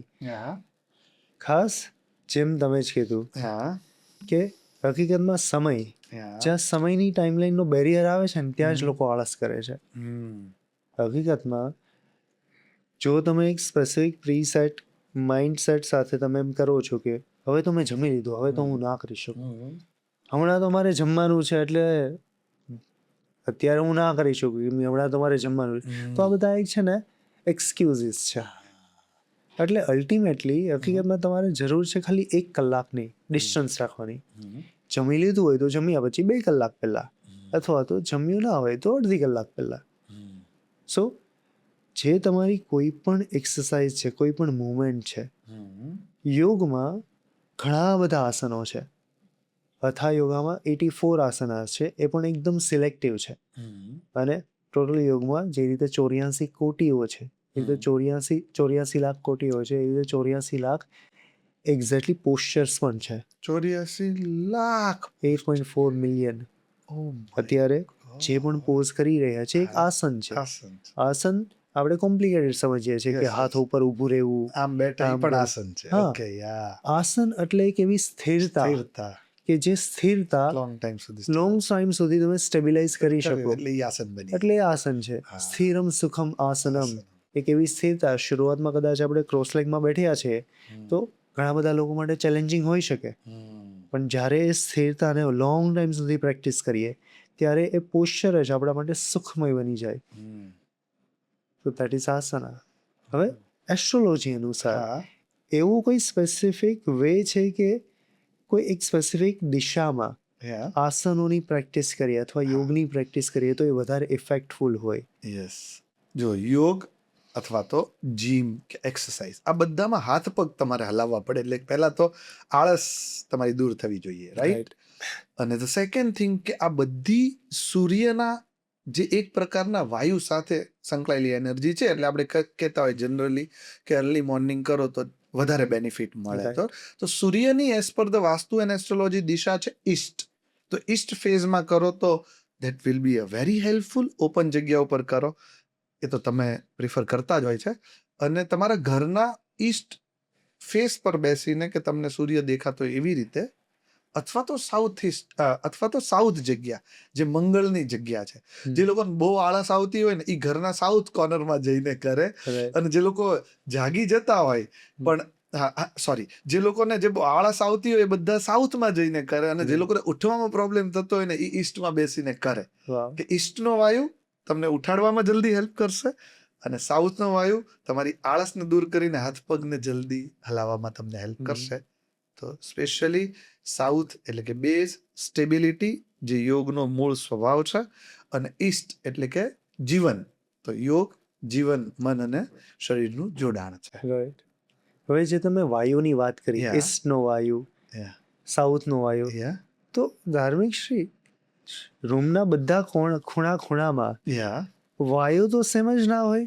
ન હોય, કારણ કે આપણે જ્યાં પણ બેઠા હોય ને, કન્સિસ્ટન્સી ભગવાને આપણને એટલું જ બતાવ્યું છે કે જેટલું હ્યુમન બોડી કે હ્યુમેનિટીને જરૂરિયાત છે. જેમ કે ભૂકંપ આવે છે તો હાથીને ખબર પડે છે, આપણને ખબર પડતી નથી. એ બધી વેવલેન્થ અહીંયા જ છે, જે તમે ડેલ્ટા ગેમા આલ્ફા કહો છો, તો એના સિવાય કદાચ મને એવું લાગે એવી 1 કરોડ વેવલેન્થ અહીંયા છે. તો જ્યાં પણ મનુષ્ય રેગ્યુલર લાઈફ જીવતા હોય ને, તો એનું એક આવરણ વાયુનું ન્યા ધીરે ધીરે ડિસાઈડ થતું હોય. જેમ કે આપણને જ્યાં સુધી ન્યૂટન એવું ન જોયું કે એપલ પડ્યું ત્યાં સુધી આપણને દેખાતું જ નહોતું કે ગુરુત્વાકર્ષણ બળ છે, but gravitational force is there. તો સેટર્નનું, ઈસ્ટ ડિરેક્શનનું, સાઉથ ઈસ્ટ ડિરેક્શનનું, શુક્રનું, આ બધા એક આપણે એવું કહી શકીએ કે એના એક એનર્જી એલિમેન્ટ્સ અહીંયા એક્ઝિસ્ટ કરે છે. જ્યારે આપણે એના અનુભવમાં આવીએ છીએ ત્યારે આપણે એને માનીએ છીએ. જ્યાં સુધી આપણે અનુભવમાં નથી આવતા ત્યાં સુધી આપણને એવું લાગે આ હું વાત કરે છે, હે ને? આપણને એવું લાગે ઓમ કરીએ તો શાંતિ થાય, પણ તમે કરો થઈ જશે શાંતિ. રાઈટ. તો એવી રીતે એવું કહેવાય ને કે આપણે એવું નથી કહેતા આ માણસની એક ઓરા છે, તો તમે તમારા ઘરમાં 5 લોકો રહો છો તો એની એક ઓરા છે. રાઈટ. હે ને? જેમ યજ્ઞ છે એ સુષુમ્ના નાડીમાં નાખવાની વ્યવસ્થા છે, તો એવી રીતે તમે રહો છો એમાં જ બી એક વાયુનું સર્જન થાય છે. અને એ વાયુ ગ્રેવિટેશનલ ફોર્સમાં એક રેફરન્સ લઈ લે છે. અને જેમ સૂર્ય ઉગવાનો એક રેફરન્સ છે, ચંદ્રનો ફરવાનો એક રેફરન્સ છે, તો બધી વસ્તુને આપણે કેવું યજ્ઞ કરીએ છીએ તો એમાં પણ પહેલા વાયુની સ્થાપના કરીએ છીએ. બહુ બધા પ્રકારના વાયુ છે. જેમ કે હું તમને કહું કે લોકો માને કે ન માને, પણ અત્યાર સુધી તમે ક્યાંય એવું જોયું છે કે ભાઈ કોઈકને આપણે અગ્નિદાહ દીધો હોય ને ત્યાં ફેરા ફરી લઈ? તમે એવું જોયું છે કે દાળનું તપેલું છે એ લગ્નની વચ્ચેની ચોકીમાં જ મૂકી દે કે જ્યાં લગ્ન કર્યા હોય? નહીં જોયું હશે. તમે ક્યારે એવું નહીં જોયું હોય કે ઘરના ગેસના સ્ટવ ઉપર જ આપણે કોઈ મુર્દાને આગ આપી દીધી. કેમ? Because we are strongly believe કે ઈચ એન્ડ એવરી પ્લેસ કે જ્યાં શ્વાસ લેવાય છે એ બધી વસ્તુનો વાયુ અલગ છે. એટલે આપણે લગ્નમાં જઈને આવીએ તો ઘરે નાતા નથી, પણ આપણે કોઈકની મૃત્યુમાં જઈને આવીએ તો આપણે ઘરે આવીને સ્નાન કરીએ છીએ. એટલે કે બધી દિશાઓનો, બધા એલિમેન્ટ્સનો અને દરેક વિચારનો એક નવો વાયુ હોય છે. આ મૃત્યુની વાત ઉપરથી આ મુર્દાઓના જેમ કે સ્મશાનમાંથી લોકો આવીને સ્નાન કરે છે, પણ હકીકતમાં એ સાઇનને રિપ્રેઝન્ટ નથી કરતું કે મૃત્યુને આપણે અપવિત્ર ગણીએ છીએ અને લોકો એટલા માટે સ્નાન કરે છે. પણ હકીકતમાં યોગની દ્રષ્ટિએથી જેટલું મેં સમજી મૃત્યુ is the most divine, most purest thing કે જે શરીરથી તમને એક મુક્તિ આપે છે. તો તમે આના ઉપર થોડા તમારા વિચાર રજૂ કરી શકો કે શા માટે why people are taking shower? Yes. જે મૃત્યુની પ્રોસેસ છે ને એમાં આપણે જ્યારે એવું કહીએ છીએ કે આ સેલિબ્રેશન્સ છે એ આત્મા માટેનો છે, આત્માના કન્ટેક્સમાં છે. પણ હવે એક વ્યવસ્થા ચાલતી હતી એમાંથી આત્મા નીકળી ગયો છે, તો એ વ્યવસ્થાનું મહત્વ તો ન જ હોય ને. તમે અગ્નિદાહ આત્માને થોડી આપો છો, શરીરને આપો છો, તો શરીર તો સડી ગયું છે ને, એમાંથી આત્મા લઈ લીધી એટલે એ સડો છે. તો એક સડો કે જેને તમે અગ્નિ આપી એનો શ્વાસ લઈને આવ્યા છો, તો એ કેવી રીતે પવિત્ર હોઈ શકે? જે આત્મા નીકળી ગયો છે એ પવિત્ર હોઈ શકે. જેમ કે મર્સિડીઝ છે, ગમે તેટલી સારી છે, પણ એ ધારો કે 25 વર્ષ એમને પડી રહી તો તમે એને પવિત્ર નહીં સમજો, પહેલા એને તમારે ફ્રેશ કરવી પડશે. રાઈટ? તો મૃત્યુ આત્માના રેફરન્સમાં સેલિબ્રેશન્સ છે અને શરીરના રેફરન્સમાં એની કોઈ વેલ્યુ નથી. અને એ ક્યારેય જ્યારે કોઈ પણ વસ્તુમાંથી ચેતના નીકળી જાય ને એ ક્યારેય પવિત્ર હોઈ શકે. કોઈ પણ વસ્તુમાં આ લાઈટ છે એમાંથી પાવર નીકળી જાય તો એ ચાલે? એની કોઈ ઉપયોગ છે, એની કોઈ વેલ્યુ છે, એને પવિત્ર કોઈ સમજે ન સમજી શકે. રાઈટ. તો જ્યારે આત્મા જ્યાં સુધી હતી ને ત્યાં સુધી મૃત્યુને સેલિબ્રેશન્સ કહી શકાય. જેવી રીતે આત્મા નીકળી જાય ને એ શરીરને સમજો કે આપણે તો હજી પ્રગટાવીને બહુ રિસ્પેક્ટ કરીએ છીએ. પારસી લોકોમાં એ દીપડાને ખવડાવવા માટે આપી દે છે, પ્રાણી જગતને ખાવા માટે આપી દે છે. Right. એની કોઈ વેલ્યુ જ નથી. તો વેલ્યુ વગરની વસ્તુમાંથી જ્યારે આપણે આવીએ છીએ તો શરીરને પવિત્ર કરવું ખૂબ જરૂરી છે. મૃત્યુ પરના બીજા વિચારોને જો આપણે સમજીએ જી તો શું એસ્ટ્રોલોજીથી જાણી શકાય કે ક્યારે મૃત્યુ થવાનું છે? પીરિયડ જાણી શકાય. કેમ કે એસ્ટ્રોલોજી છે ને અતીત અને ભવિષ્યના ભેગા થવાના વિચાર ઉપર તમારું અલાઇનમેન્ટ એક્શન શું હોઈ શકે ને એની ઉપર વાત કરે છે. બ્રહ્મા વિષ્ણુ મહેશે પૂર્વધારણા ન થાય, પ્રોબેબિલિટી ઓફ ફ્યુચર આપ્યું કે જો ફ્યુચર આવું હોય તો એમાં તમે ક્યાં હોય, રાઈટ. એના માટેની વ્યાખ્યા છે. ડેફિનેટલી પીરિયડ જાણી શકીએ કે ભાઈ 63 થી 72 તમારું ડેથ થશે. બટ હું એવું માનું છું કે એસ્ટ્રોલોજીનો ઉપયોગ પ્રેઝન્ટને બદલવા માટે કરવો જોઈએ, પ્રિડિક્શન ટૂલ તરીકે નહીં. તો મને કોઈ પૂછે છે ક્યારે મરશું તો હું જવાબ નથી આપતો. પણ કોરોનામાં જ્યારે હજારો લાશ વેઇટ કરતી હોય અને એમાં યંગ, ઓલ્ડર અને નાના બાળકો, આમાંથી કોને દાખલ કરવાના છે અને મને કોઈ પૂછશે કે આમાંથી કોને દાખલ કરવાના છે, તો હું કુંડલી જઈને જવાબ આપીશ કે આ વ્યક્તિમાં એટલું હવે આયુષ્ય નથી, તો તમે આને એડમિટ કરી દો. પ્રાયોરિટી હોય તો જ. બાકી મૃત્યુનો પ્રશ્ન શું કામ જરૂરી છે? એઝ લાઈક યોગાનું ફ્યુચર અલ્ટિમેટમ શું છે એ શું? તમે આજે કરો ને તમારું બ્રીથ વર્ક સારું થઈ ગયું, ઊંઘ આવી ગઈ ને વજન ઘટી ગયો, you will rock the world. આટલું ઇઝી હોવું જોઈએ. અને હું ભવિષ્યમાં શું થશે એ તો with journey you will find, right? અને તમને શું લાગે છે કે તમે 5 વર્ષ પછી 10 વર્ષ પછી જો યોગ નહીં કરતા હોય તો કયા વિચારને પ્રૂવ કરતા હોત, અને વિથ યોગ તમે દુનિયાને ક્યાં લઈ જવા માંગો છો? યોગથી બસ એક જ ગોલ છે કે અલ્ટિમેટ જે ગોલ મેં સમજ્યો છે મારા જીવનનો, હા કે યોગનો જે પાવર હા. મેં મહેસૂસ કર્યો છે, હા. જેનાથી મારા જીવનને મેં એક અલગ દિશા સુધી હું લઈ ગયો છું, જેનાથી શરીર, મન અને ચેતનાને એની એફિશિયન્સી સુધી હું લઈ ગયો છું યોગની મદદથી. કે જે ટ્રાન્સફોર્મેશન મને મહેસૂસ થયું છે, જે બદલાવ મારા જીવનમાં આવ્યો છે, બસ એ જ બદલાવ જનજનના જીવનમાં આવે. That is the goal. અને 5 years 10 years down the line કઈ દિશામાં હું યોગને જોઉં છું, તો હકીકતમાં લોકો આટલા હદ સુધી ઓક્યુપાઈડ થઈ ગયા હશે ટેકનોલોજીથી, અને આટલા ઓક્યુપાઈડ થઈ ગયા હશે મટીરિયાલિઝમથી, કે લોકોને ખુદના શરીરને મૂવ કરવામાં પણ આળસ આવવાની છે. ક્યોંકિ આળસ એના જીવનનો એક અંગ બની ગયો છે, ભાગ બની ગયો છે. તો એ સમયે યોગની મદદથી કઈ રીતે વધારે સારી રીતે હું એમના શરીરને, એમના મનને, એમના જીવનને સારી રીતે એક્ટિવ રાખી શકું એઆઈની મદદથી. કે કદાચ અત્યારે ટેકનોલોજીથી આપણે બ્લેસ છીએ, અલ્ટિમેટ પીક ઓફ ટેકનોલોજી છે, અને એવરી સિંગલ વીક એનું જે એન્હાન્સમેન્ટ જે થાય છે ક્રેઝી લેવલ પર થાય છે. 50 ટાઈમ. હા. તો આ સમય એવો છે જે ભૂતકાળમાં જે ઇનોવેશન થતા હતા, જે 10 વર્ષમાં થતા હતા, એ હવે 10 દિવસમાં થવા લાગ્યા છે. આટલી સ્પીડ ઓફ મોશનથી એ ફાસ્ટ ગ્રોથ થઈ રહ્યો છે. અને આ જર્નીમાં જો તમે મને પૂછો 5 years ડાઉન ધ લાઈન યશ યોગા કઈ જગ્યાએ એમના પોઝિશનને જોવે છે, I can totally relate with that. કે મારું ખુદનું એક એઆઈ અવતાર હશે કે જે એઝ અ સોફ્ટવેર વર્ચ્યુઅલ બધાના ઘરમાં, જે પણ મારા સ્ટુડન્ટ છે એમના ઘરમાં પાસે બેસીને કરાવતો હશે. હું બીજી રીતે બહુ મસ્ત વિચારું છું કે અમે છે ને હમણાં એક એવો કન્સેપ્ટ જોયો છે કે જે લોકો મતલબ લેઝી પીપલ જીમ, રાઈટ, કે તમે એમાં સૂઈ જાઓ ને બધું જીમ ઓટોમેટિકલી કરે. રાઈટ. તો તમને એવું લાગે છે કે યોગમાં પણ એવું પોસિબલ થશે કે એક ઇન્સ્ટ્રુમેન્ટ હશે કે જેના ઉપર બેસી લેવાનું, ઓટોમેટિકલી જે નીડફુલ આસન હશે એ અડધો કલાકમાં થઈ જશે, ઊભું થઈને ચાલવા મળવાનું. અને જો એવું થાય તો એ કેટલું ઇફેક્ટિવ, નેચરલ ઇન્ટેન્ટથી કરેલું અને આવી રીતે તમારી આળસને સોલ્વ કરેલું, આ બેમાં શું ડિફરન્ટ કરો છો તમે? Best question. યુઝ્યુઅલી હકીકતમાં અત્યારે at this moment of time પણ એ થઈ રહ્યું છે.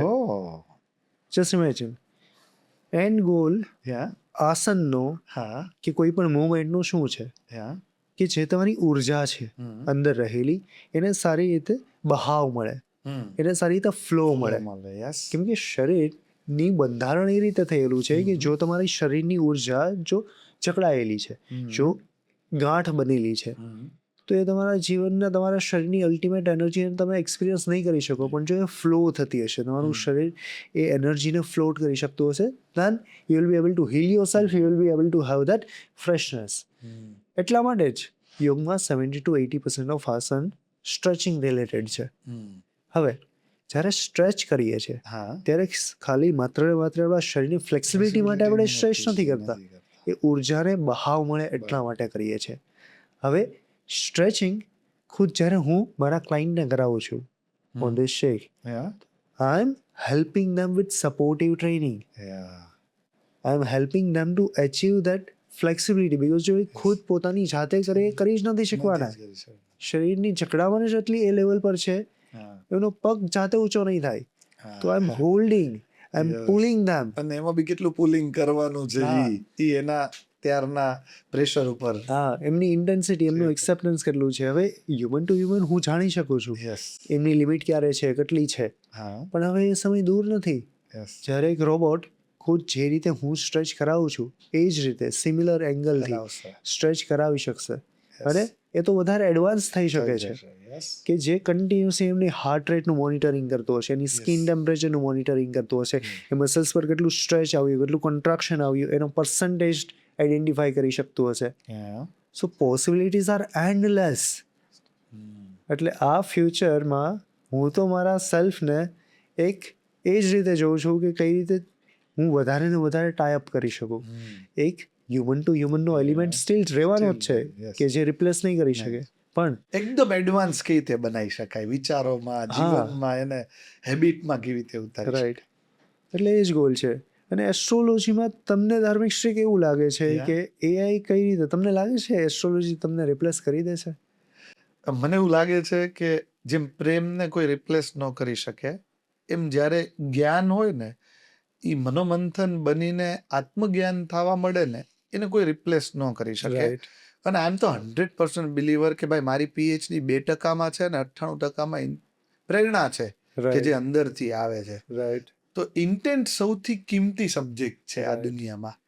એટલે આઈ ડોન્ટ થિંક સો કે ઇમોશન્સ, ફિલિંગ્સ અને ઇન્ટેન્ટને કે લવને કે જ્ઞાનને ડેપ્થ આપવાના જે તમારા વિચારોને કોઈ ક્યારેય રિપ્લેસ કરી શકે. જો કરવાના હોત ને તો પુષ્પક વિમાન રાવણના ટાઈમે એડવાન્સ ટેકનોલોજી બધી ચાલતી જ હતી. રાઈટ. ઈરાન અને યુએસ જે કરે છે ને એની કરતા મોટું બ્રહ્માસ્ત્ર અર્જુન પાસે હતું, તો ત્યારે જ રિપ્લેસ થઈ ગયું હોત. ભગવાન જેવા ભગવાનને અર્જુન જે બ્રહ્માસ્ત્ર ધનુર્ધારી હતો કે આમ એક તીરમાંથી કરોડો તીર કાઢતો હતો એવી ટેકનોલોજીમાં જીવતો હતો, છતાં બી બેસીને 13 અધ્યાય સમજાવવા પડ્યા. આઈ ડોન્ટ થિંક સો કે હા એઆઈ છે ને જેટલા બી એક્શનેબલ વર્ક છે એને બહુ ઇઝી કરશે. રાઈટ. પણ જ્યારે ઇઝી થશે ને ત્યારે ચેતનાની, પ્રેમની, ઇમોશન્સની, સાહસની, શ્રદ્ધાની એવી કિંમત થશે કે જે હું ને તમે વિચારી નથી શકતા. પણ મારું એવું માનવું છે કે વિષ્ણુ પુરાણમાં એવું કહેતા કે બ્રાહ્મણ આવે ને તો એને સોનાનો પર્વત દક્ષિણામાં આપવો જોઈએ. તો જ્યારે એક્શનની કિંમત 0 થઈ જશે ને એટલે જે આપણે એમ કહી શકીએ ને કે આઈક્યુની અને ઇન્ટ્યુશનની કિંમત એવી થઈ જશે, અથવા શરીર અને મનને જોડવાની વાતો ઉપર નાડી અને શ્વાસને સમજવાની એવી વિચારધારા થઈ જશે કે they people the most expert in the world, કદાચ યુનાઇટેડ નેશન્સ અને WTO ને આપણી જેવા લોકોની જરૂર હશે, બાકી બધું એ આપીને બેઠું હશે. ડિફેન્સની વેલ્યુ પછી હશે. સ્પિરિચ્યુઅલિટી સૌથી મોટી ડિફેન્સ સિસ્ટમ બની જશે. અને કાશ્મીર કે ઈરાન, ઇઝરાયલ જેવા મુદ્દામાં આવા સ્પિરિચ્યુઅલ લોકો જ એવું એઆઈ બનાવતા હશે કે that can create the new language of the world. તો મને એવું કાંઈ મને not a single time even I તો ફીલ કે જેટલું નોલેજ એડવાન્સ થઈ જશે ને એટલું આવા બધા આધ્યાત્મિક સબ્જેક્ટોની કે જે ખાલી મટીરિયલની વાત નથી કરતા. It can be anything, not like astrology or એવી દરેક વસ્તુ કે જે ફિઝિકલ વર્લ્ડની જેમ હું બહુ આ આઇન્સ્ટાઈનનો એક થોટ્સ હતો કે જ્યારે એણે 54 વર્ષે ઇન્ટરવ્યુ આપ્યું ને તો એણે એવું કીધું કે હું છેલ્લા 5-10 વર્ષથી ઇનર જર્ની મેં શરૂ કરી. જો મેં આ બધું ફિઝિકલ વર્લ્ડને હોદવાનું બંધ કર્યું હોત ને પહેલેથી જ જો મેં ઇનર જર્ની શરૂ કરી હોત ને તો કદાચ અત્યારે હું ચેતનાના 3જા સ્તર પર પહોંચ્યો છું, હું 7મા સ્તર પર પહોંચી જાત ને આ દુનિયાને કોઈક બહુ સારી વસ્તુ આપીને જાત. આઈ ડોન્ટ થિંક સો કે એવા કોઈ ચેલેન્જ આવશે, અને આવશે તો એ એક્સેપ્ટ કરશું. આપણે હજી ઈશ્વર તત્વને ખોજ કરશું. આપણે એવી સંસ્કૃતિમાં છીએ કે જ્યાં શંકરને ભગવાન કહીને એ ભગવાન નથી, બે વિચારધારાઓને આપણે એક લેવલે લાવવા માંગીએ છીએ. તો બસ તમારો ઇન્ટેન્ટ પ્રોબ્લેમ સોલ્વિંગનો હોય ને તો એઆઈ તમને પૂછશે કે હવે ધાર્મિક શ્રી મારે વધારે સારું એઆઈ બનવું હોય તો કુંડલી જુઓ. યસ, તો આપણે યોગ અને એસ્ટ્રોની અનેક વાતો કરી કે જેમાં થોડો મર્મ હતો, જેમાં થોડી ડેપ્થ હતી, કે જેમાં થોડું રિસર્ચ હતું. પણ બહુ ઇઝી વાત કરું કે દરેક આળસુ બાળક માટે એની મમ્મી એમને આ રીલ શેર કરી શકે, આ વિડીયો શેર કરી શકે કે જેના માધ્યમથી બાળકની આળસ દૂર થઈ જાય. તો એવું કયું સિંગલ આસન છે કે જે ઇઝીલી બધા બાળકો શરૂ કરી દે એમના મમ્મીના કહેવાથી? એક આસન શીર્ષાસન. ઓકે, જો ડાયરેક્ટલી ના થઈ શકે તો વોલના સપોર્ટ સાથે કરો. સપોર્ટ સાથે. આસનોનો રાજા શીર્ષાસન. જય હો. સિમિલરલી એસ્ટ્રોલોજીમાં એવી રીતે કઈ એક એક્ટિવિટી કરી શકે યસ બાળકો કે જેનાથી એમનું અલ્ટિમેટ ફોકસ ઇમ્પ્રૂવ થઈ શકે? યસ, ફોકસ ચંદ્રમાં મન સો જાય તે. મન વિવરિંગ છે જ્યાં સુધી મન ચંગા તો કાથરોટમાં ગંગા. ઓમ સોમ સોમાય નમઃ. પીસ ઓફ માઇન્ડ અને ફોકસનું સર્જન થઈ જશે. સરસ. દરેક ગર્લફ્રેન્ડ એના બોયફ્રેન્ડને ફિટ કરવા માટે અથવા તો દરેક કપલ એકબીજાને કોમ્પ્લિમેન્ટરી એવું કયું આસન આપી શકે કે જેમનાથી એમની બોડી ફિટ થાય અને જે આ ગોલ ધીમે ધીમે અચીવ થાય? એક પ્રેક્ટિસ છે that is known as acro yoga, yes, કે જેમાં પાર્ટનર કપલ Yeah. સાથે એકબીજાને સપોર્ટિવલી સ્ટ્રેચ આપીને પ્રેક્ટિસ કરી શકે, યસ, જેમનાથી એમની ફ્લેક્સિબિલિટી, મોબિલિટી ઇમ્પ્રૂવ અને બેલેન્સ ઇમ્પ્રૂવ થાય છે. Yes. So that is a practice. Acro yoga કરવાનું સ્ટાર્ટ કરવું જોઈએ. ઓકે, ટ્રસ્ટ બિલ્ડ થશે, સાથે સાથે એક પ્રકારનું કોન્ફિડન્સ બિલ્ડ થશે એકબીજા પ્રત્યે. સિમિલરલી એસ્ટ્રોલોજીમાં એસ્ટ્રોલોજી એવું કહે છે કે એક તો રિલેશનશિપમાં અટ્રેક્શન હોવું જરૂરી છે અને બીજું છે લાગણીઓ બેલેન્સ હોવી જરૂરી છે. તો કપલ સાથે બેસીને ઓમ શુમ શુક્રાય નમઃ, શુક્ર માટે કે જેનાથી અટ્રેક્શન બન્યું રહે, અને ઓમ સોમ સોમાય નમઃ જ્યારે બી મળે ને 3 મિનિટ આ મંત્રનું ઉચ્ચારણ સાથે કરે તો હું એવું માનું છું કે એમની હાર્મની હજી વધારે અલાઈન થઈ જશે અને એકબીજાનો પ્રેમ હજી ગાઢ બની શકે છે. સ્કૂલમાં શિક્ષકો પોતાનો ક્લાસ લેવા પહેલા બાળકોને 2 મિનિટ એવું શું યોગનું કરાવે કે જેનાથી બધા ક્લાસની એનર્જી બદલાઈ જાય? ઓમકાર, બ્રહ્મનાદ, ઓમકાર, અ જી. ઉ મ, યસ, 3 ચક્ર જે મૂળ ચક્ર છે, જી. મૂલાધાર, મણિપુર, અનાહત એન્ડ આજ્ઞા. યસ, 3 જે મણિપુર જે તમારા શરીરની ઉર્જાને કંટ્રોલ કરે છે, Yes. અનાહત જે તમારા હૃદયના ભાવને કંટ્રોલ કરે છે, આજ્ઞા કે જે તમારા મસ્તિષ્કની ઇન્ટેલેક્ચ્યુઅલ પાવરને કંટ્રોલ કરે છે. યસ, બાય જસ્ટ ચેન્ટિંગ ઓમકાર 3 ચક્રની ઉર્જાને વધારે સારી રીતે એક્સપાન્ડ કરી શકે છે. જી, સો ઓમકારનો નાદ બધા જ સ્કૂલમાં આઈ વુડ રેકમેન્ડ કે ઓમકારના નાદથી જ સેશનની શરૂઆત શરૂ થવી હા. જોઈએ.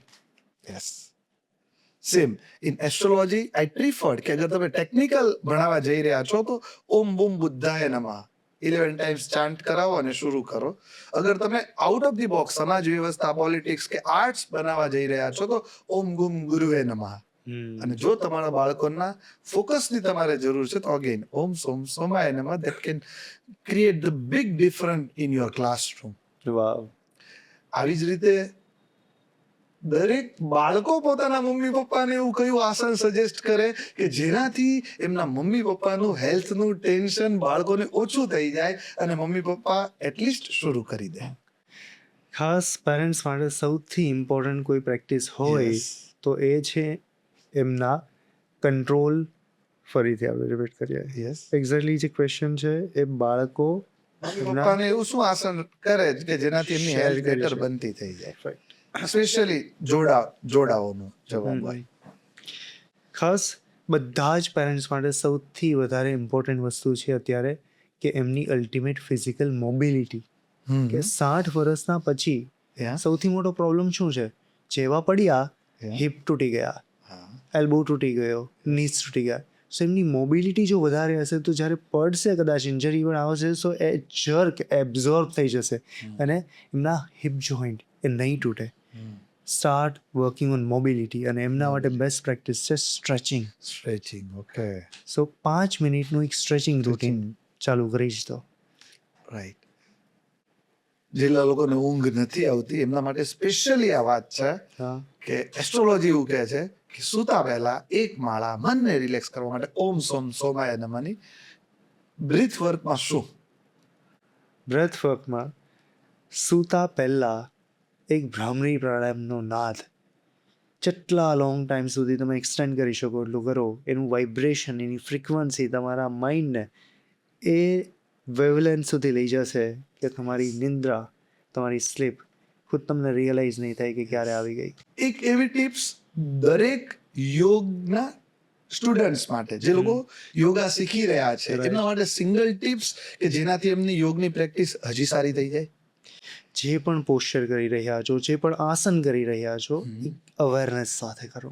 ઓકે. ના સિર્ફ ખાલી શરીર તોડવા મોડવા માટે પણ જેમ કે અત્યારે સિમ્પલ હું એક અધોમુખ શ્વાનાસન પણ કરું છું, પર્વતાસન પણ કરું છું, તો મારું ફોકસ અલ્ટિમેટ હોવું જોઈએ કે કયા મસલ્સ પર, કયા સ્પેસિફિક એંગલ પર મને સ્ટ્રેચ આવી રહ્યું છે. એ જાગૃતતા, એક અવેરનેસ તમારી પ્રેક્ટિસને ઘણી ઇફેક્ટિવ બનાવશે. સિમિલરલી એસ્ટ્રોલોજીમાં કયું એક સ્પેસિફિક વસ્તુ કે જે નોર્મલ જે રૂટીન લોકોની લાઈફ છે એક સિમ્પલ પ્રેક્ટિસ છે બધાને રિલેટેબલ હોય અને બધાના લાઈફમાં એની એનર્જીને ઇન્હાન્સ કરવા માટે હેલ્પફુલ થઈ શકે. યસ. તો એસ્ટ્રોલોજી જનરલી એક સબ્જેક્ટ ઉપર વાત નથી કરતું પણ અગેન ઓમ જે બ્રહ્મનાદ છે એને તમે રૂટીન પ્રેક્ટિસ લઈ જશો ને, બીજા વમ, રમ, લમ બધા ચક્રોના મંત્રો તમને ધીમે ધીમે ધાર્મિક શ્રી એક્ઝેક્ટલી બધા જ રેમેડીને હું કન્ક્લુડ કરું, સમરાઇઝ કરું. બધી જ રેમેડી અંતે મંત્ર ઉપર આધારિત છે. પ્રોબ્લેમ કીધો તમે મંત્ર કીધો, બધી જ રેમેડી મંત્ર રિલેટેડ. તો મંત્રનું તો એવું શું ઇમ્પોર્ટન્સ છે જેનાથી તમે વધારે એને ઇમ્પોર્ટન્સ આપો છો? યસ, કારણ કે એવું કહેવાય છે ને કે અનેક પ્રકારની ધ્વનિઓ અને સ્પેશિયલી ઓમકાર અહીંયા એક્ઝિસ્ટન્સ કરે છે. તો એ જે વેવલેન્થ છે એને અલાઇનમેન્ટ માટે જે ફ્રીક્વન્સી ઓફ સાઉન્ડ છે is work on the best point. તો દરેક મંત્ર જે તમે મંત્ર બોલો છો ને, ઘણા બ્રાહ્મણો આમાં વેદોમાં કરતા હોય છે, રાઈટ? એને રાગ આપવા માટે, એ શ્વાસોશ્વાસની પ્રક્રિયાને અલાઇન કરવા માટે. અલ્ટિમેટલી જ્યારે તમે મંત્ર કરો છો ને તો એ શ્વાસને અલગ અલગ રીતે હાર્મોનાઇઝ કરવાની પ્રોસેસ છે as you are suggesting the breath work, right? એટલા માટે મંત્રનું મહત્વ ખૂબ જ છે કે આ દુનિયા વેદોને આધીન, વેદ મંત્રોને આધીન, મંત્ર બ્રાહ્મણને આધીન, પણ બ્રાહ્મણ અગેન એની નાભીમાંથી નીકળતા સ્વરને આધીન, કે પાછું ત્યાં યોગ અને વેદ એક થઈ જાય છે. વાવ, રાઈટ? તો અમેઝિંગ, બહુ મસ્ત વાતો. આપણે કદાચ મને એવું લાગે છે કે 5 કલાક પણ આ વાતો કરીએ તો આપણી પતશે નહીં. રાઈટ. પણ મને એવું લાગ્યું કે જનરલી મારી કે તમારી લાઈફ જર્ની વિશે અનેક લોકોએ પૂછ્યું કે લોકો હવે ધીમે ધીમે એ બાબતને લઈને જાણતા અજાણતા, પણ મને લાગે એ જેટલું મહત્વનું છે એના કરતા આપણી એવી વાતો કે જે આજના વ્યુઅરને રેગ્યુલર લાઈફમાં યુઝ કરતા થઈ જાય, યોગ અને એસ્ટ્રોલોજીનું કોમ્બિનેશન એમના જીવનમાં એક અસ્તિત્વનો ભાગ બની જાય, જીવન જીવવાની એક કલાના રેફરન્સમાં રોજ એ લોકો એને સ્વીકાર ભાવથી કરવા મળે એવી કંઈક વાતો થઈ. આઈ રિયલી એપ્રિશિએટ કે આજની કન્વર્સેશન્સ જે પણ થઈ ખૂબ ઓબ્જેક્ટિવ ઓરિએન્ટેડ રહી અને મને એવું લાગે છે કે અહીંયાથી આઈ ડોન્ટ નો કે લોકો 1-2 કલાક એસ્ટ્રોલોજી કે યોગનો અભ્યાસ કરશે કે નહીં, but I am damn sure કે અહીંયાથી બધાની એસ્ટ્રોલોજી કે યોગની જર્ની, આપણો જે ઇન્ટેન્ટ છે દુનિયાને યોગ અને એસ્ટ્રોલોજી આપવાનો, એ કદાચ શરૂ થઈ જશે. આપણે આદિયોગી જે યોગ અને જ્યોતિષ બેઉનું સર્જન કરનારા એવા શંકર ભગવાનને પ્રાર્થના કરીએ. હર હર મહાદેવ. હર હર thank you so much. Thank you so much.